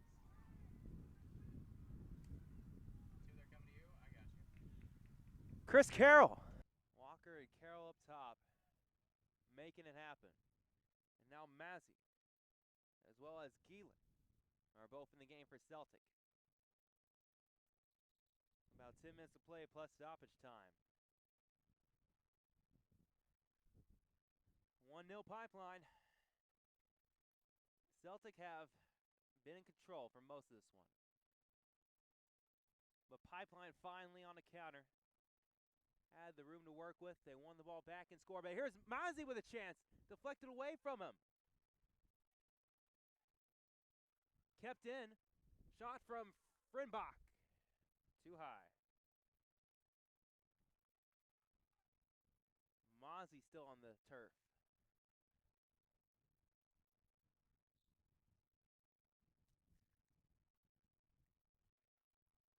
Finally on the counter. Chance there for Celtic. Had the room to work with. They won the ball back and scored. But here's Mazzy with a chance. Deflected away from him. Kept in well by Geelan. Kept in. Shot from Frinbach. Too high. Couldn't keep it down. Looks like they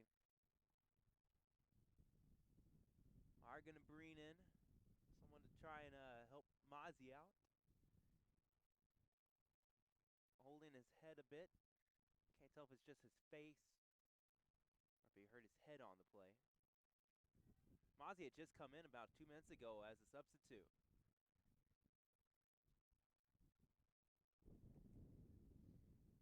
This will add to the amount of stoppage time we'll use in this game. The players are headed to silent for some water.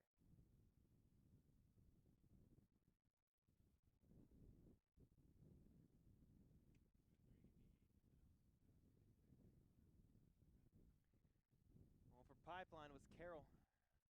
Just put them on top 1-0.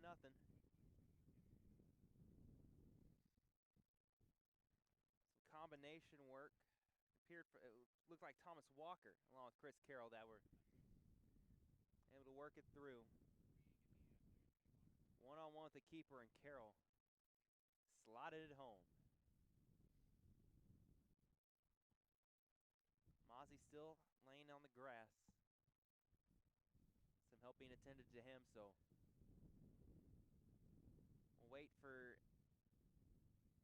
him to receive the treatment he needs before resuming back into play.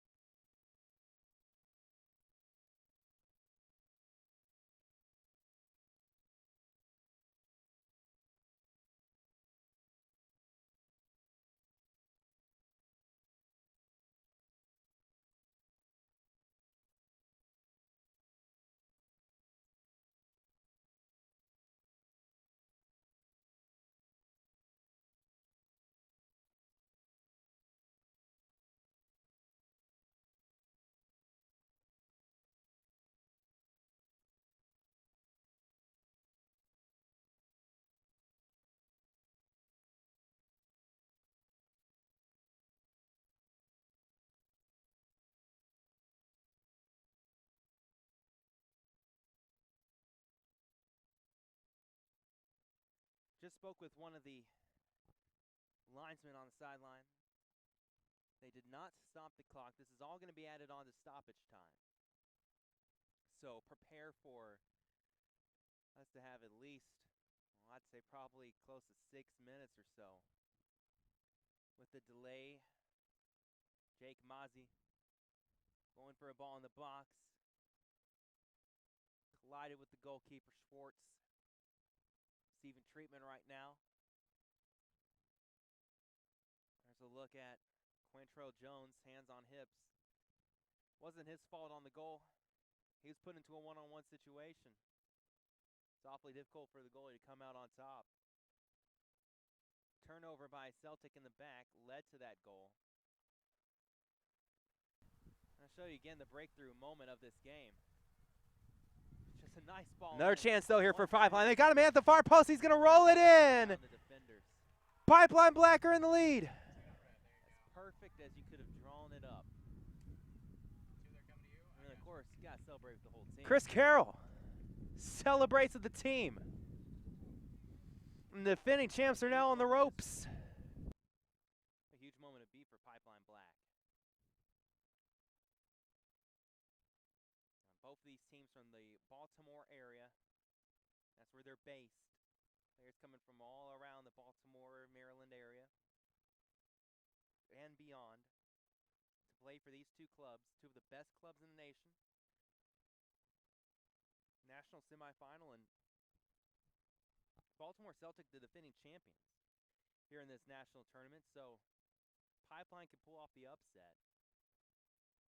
I mean, that not only means a national title berth for them and a chance to bring home the national championship, but to win the fight against their crosstown rivals, just I think would do wonders for their club moving forward, especially because Celtic, winning 3 of the last 4 national tournaments, their group, one of the best run clubs in the nation. Any victory against them is a big one.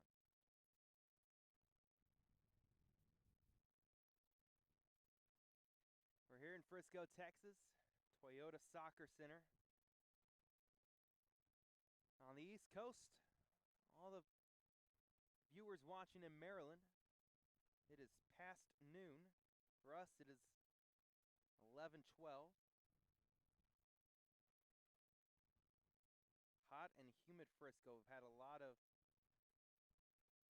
I wouldn't say a lot of rain, but we've had every day just about this week a little rain here or there. Not in the forecast today.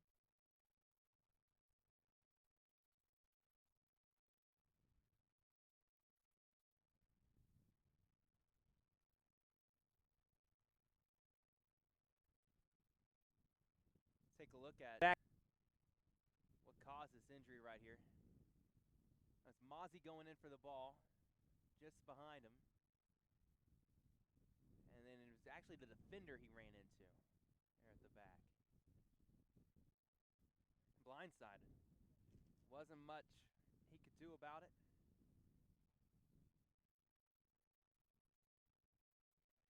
Right now the temperature here is 91 degrees. Late Saturday morning. I want to remind you, coming up later today at this field, we'll have the call here at 8 o'clock in the evening Central Time. Under 19 boys championship match for the national title. That's going to be a good one. FC Golden State versus FC Florida. East Coast, West Coast. That's 6 o'clock Pacific, 9 o'clock Eastern. One of the premier matches always in these USU soccer national tournaments. Well, on our running clock, we are almost to the 90-minute mark. And we'll keep waiting. Now, we might be a minute or two behind the actual time when they took that water break, but we'll see in a little bit. We'll keep an eye on the fourth official for just how much time they are going to put on the stoppage clock board.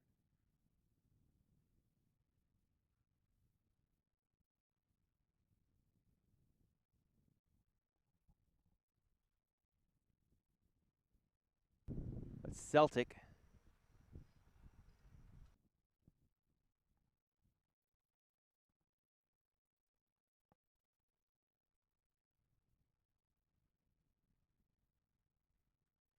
looks like, I don't know if it's for this field, for this situation, but there is a fire truck or an ambulance or something that's come into the field of play back there, and it's actually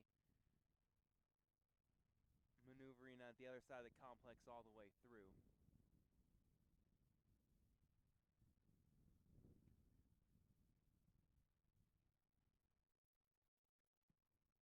Still attending to Mozzie on the other end. Gosh, just hope and pray that he's going to be all right.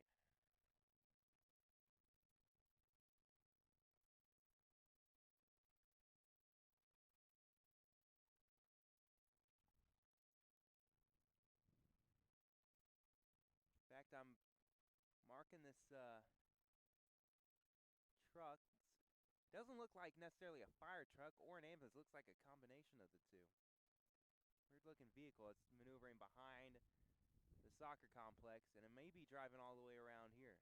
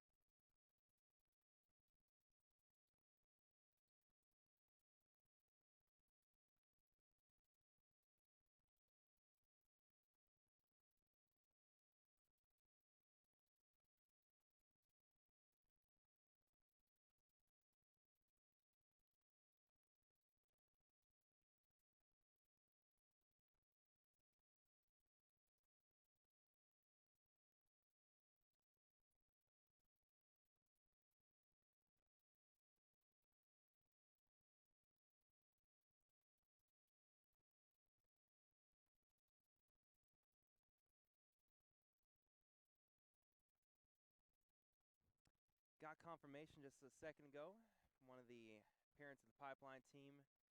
I had the assist and goal scorer reversed on that Pipeline goal. It was Thomas Walker who scored it, and it was, I'm pretty sure, could be wrong, been wrong many times, but Carroll, I believe, came up with the assist.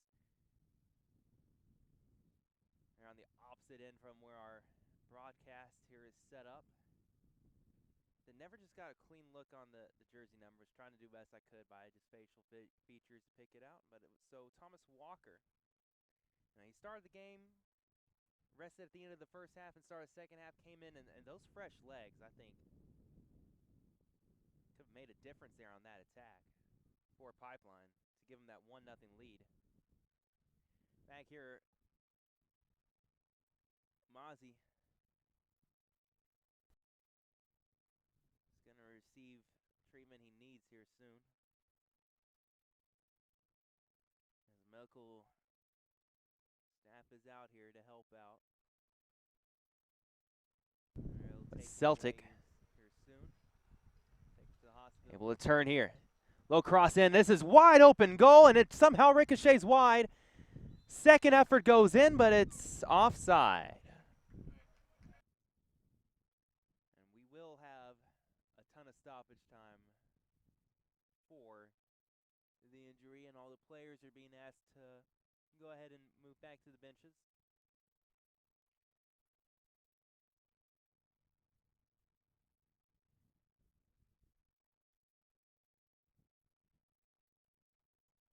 And again, can't really speculate on exactly what the injury is to Mozzie. One, I don't want to.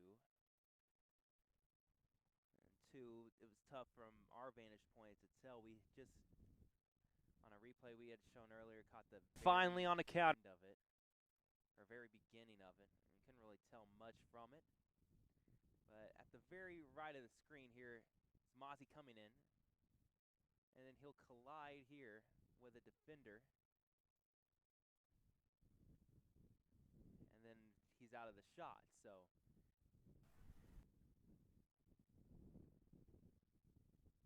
We just hope that he is okay and that he receives the good treatment that he needs here and that everything will be okay with him.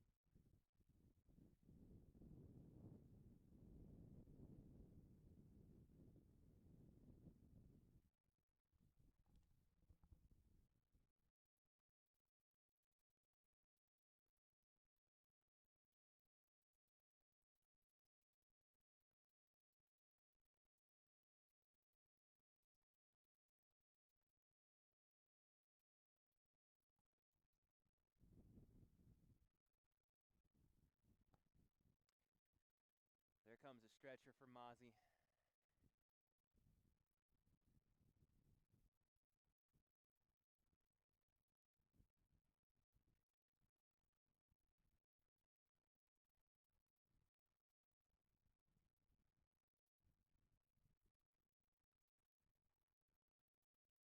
I know, of course, that not all of our viewers today are religious, but if you are, prayers certainly should be sent to the young man, and hopefully he'll be all right. Be in the good hands here of the Frisco medical staff.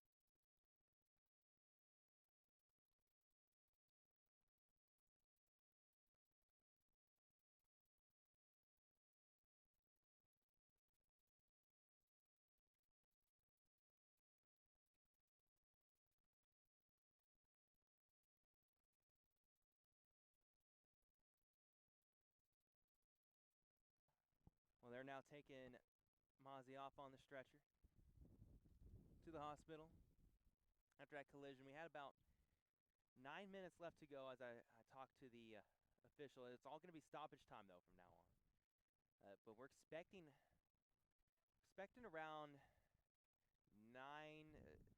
at least 9 minutes of stoppage time. Probably more like 10 or 11 when they put it up on the board. We have to wait for that, of course. But I was just asking him as far as if he had, the head official, as far as if at any point he had stopped the clock because of the length of delay. I said, no, it's all stoppage time, so probably going to be in stoppage time here in a second. And they'll put on the board a number for us. And really now, what's going to be interesting to see is how Baltimore Celtic, after one of their teammates has been taken away into an ambulance, how they will respond, because certainly it's understandably so if, you know, some of the fight's taken out of them, or they might be able to do it for Jake Mozzie and come back. It's awfully tough for both teams, honestly, to play after what we witnessed. And they blew the ball back into play. The stoppage time board about to go up. 10 minutes have been put on the board for stoppage time here. So that is stoppage time as we're showing on our clock, which of course is at the official's discretion. It can be more than 10 minutes. Pipeline here in the red and black jerseys, up 1-0. They're trying to send it away and looking for another goal. Foul against Rodriguez. He might get a card for kicking it away. He does. That's the right call from the official. That's a silly card to pick up.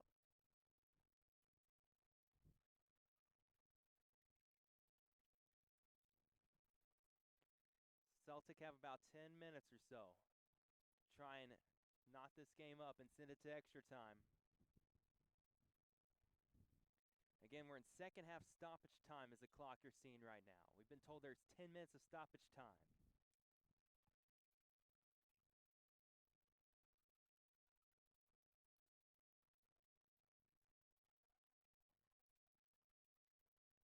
Molina, or rather not Molina, that is Gielan. Ahead for Molina. Trying to run off the back shoulder of Dinglin. Thomas Walker with the goal for Pipeline, assisted, I believe it was by Carroll.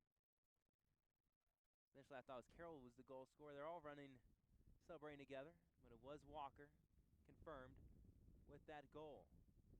And now Celtic, who've had majority of possession in this game, majority of the chances. But Pipeline in the second half really stepped up their play, and they started picking up a lot of set pieces. And even though they didn't score off a set piece, they started to get a better foothold in this game.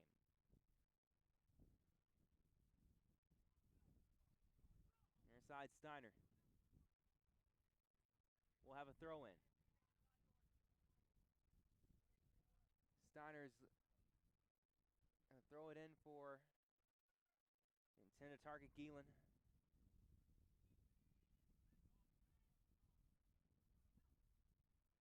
That's off the knee of Hart. Hart can't believe his luck. Burnett now will throw in for Pipeline.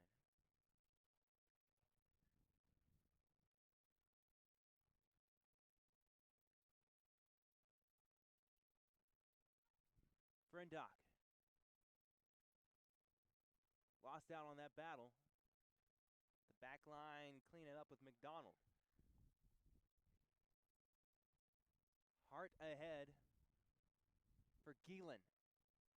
Smothered by Dingler. Gets the cross in. It's deflected out for a corner. Baltimore Celtic, after losing a teammate to injury, trying to rally and tie this game at 1-1. Frendock will take the corner. Not quite time to push everyone into the box with so much stoppage time left. Ball falls at the top of the yard box, the 18-yard box. Controlled by Celtic. Defending national champs, trying to avoid losing in the national semifinals to crosstown rival Pipeline Black, both out of Baltimore. What a showcase it's been today for Baltimore soccer in general, for that area of the country.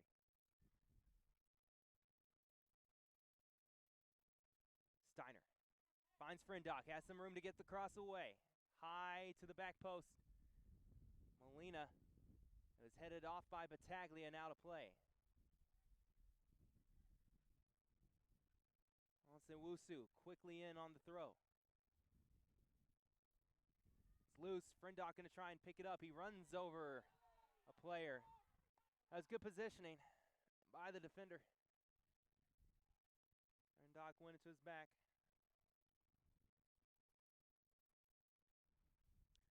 Into the 5th minute of stoppage time now. Celtic trails 1-0 to Pipeline. Again, 10 minutes total of stoppage time because of the injury to Jake Mazzi.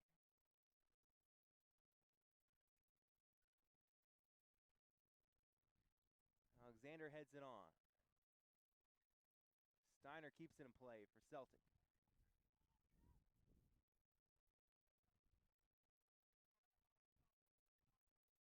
There's a battle won by Gielan in the air. Goes through Hart to Gielan. Trying to go around defenders. And wins another corner. Celtic had a few of those this game. That's where their best chances come from. Onse Wusu hit the crossbar earlier in the second half.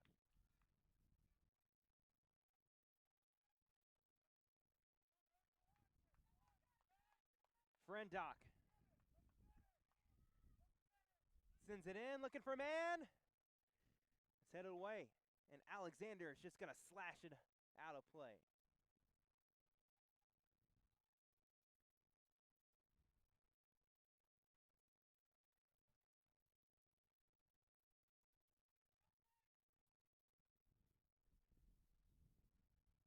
Gielan trying to chase, and Burnett not messing around. Puts it out of play. Now into the 7th minute of stoppage time of at least 10.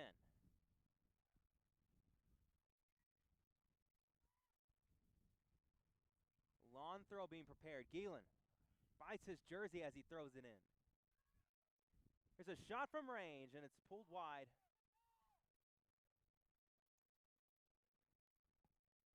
Maybe that was Cyrus with the effort.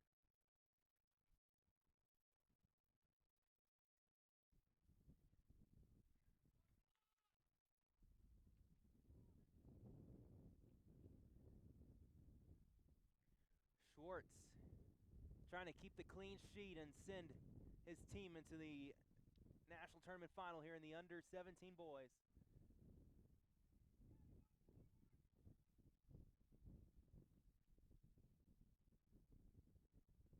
Seven minutes of stoppage time has gone by.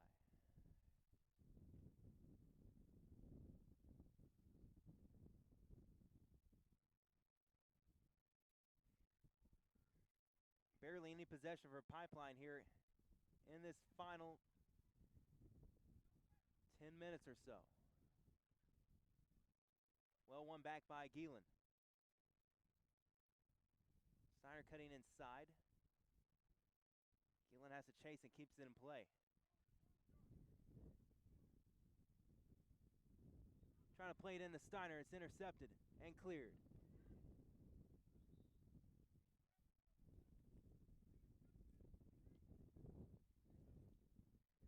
Sub coming in. That was Carniero. Cleared it away, and he will be replaced. Ref making sure that he's going to get off the field in a timely manner and not waste too much time. Checking in for Pipeline. I'll have to wait till he turns his back to us to get the number. That one's headed away for Pipeline. That is Seth Anderson. And now the goal scorer Walker ahead for Anderson. Nodded back towards Jones. He'll pick it up. Under 2 minutes left of stoppage time to go. Unless the official, at his discretion, wants to add more time.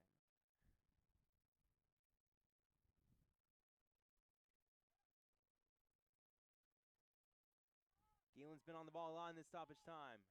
Burnett clears.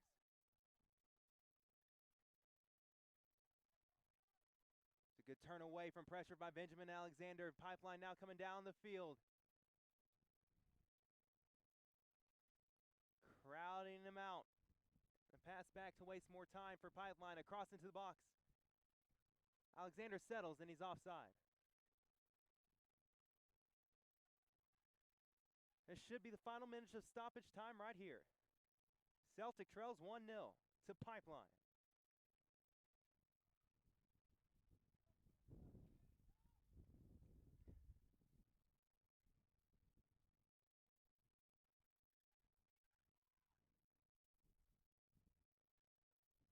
Only one way to win now, and that's to send the ball into the 18-yard box. Keep booting it forward. Another good clearance from Pipeline. That has been a consistent theme throughout this game, clearing their lines.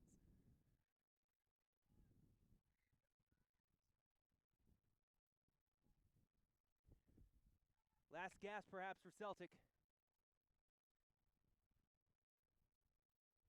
Frindock wins it back.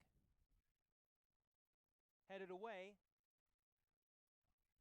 That's just about it for stoppage time. Molina wins a corner. Celtic will have enough time to take this. Quantrill Jones, the goalkeeper, going to come up as well. Everyone going into the box. Could come down to this one ball from Paul Frindock.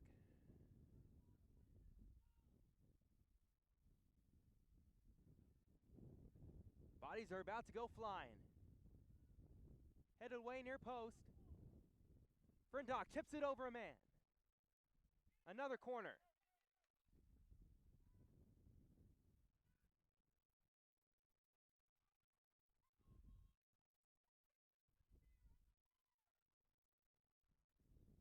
Key here for Frindock is get over that first man with his corner kick. Jones was in the mix there. It's headed away. Celtic keep possession, still working on stoppage time here. We'll keep an eye on the ref. And now he's going to blow his whistle. That's it. There's the upset. Pipeline. A pipe dream perhaps at the start, but they make it count here against their crosstown rivals. They win the Baltimore Derby and advance to the national finals with a 1-0 victory. Thomas Walker, the winner, and it's heartbreak for defending national champs Baltimore Celtic as they left everything on the field.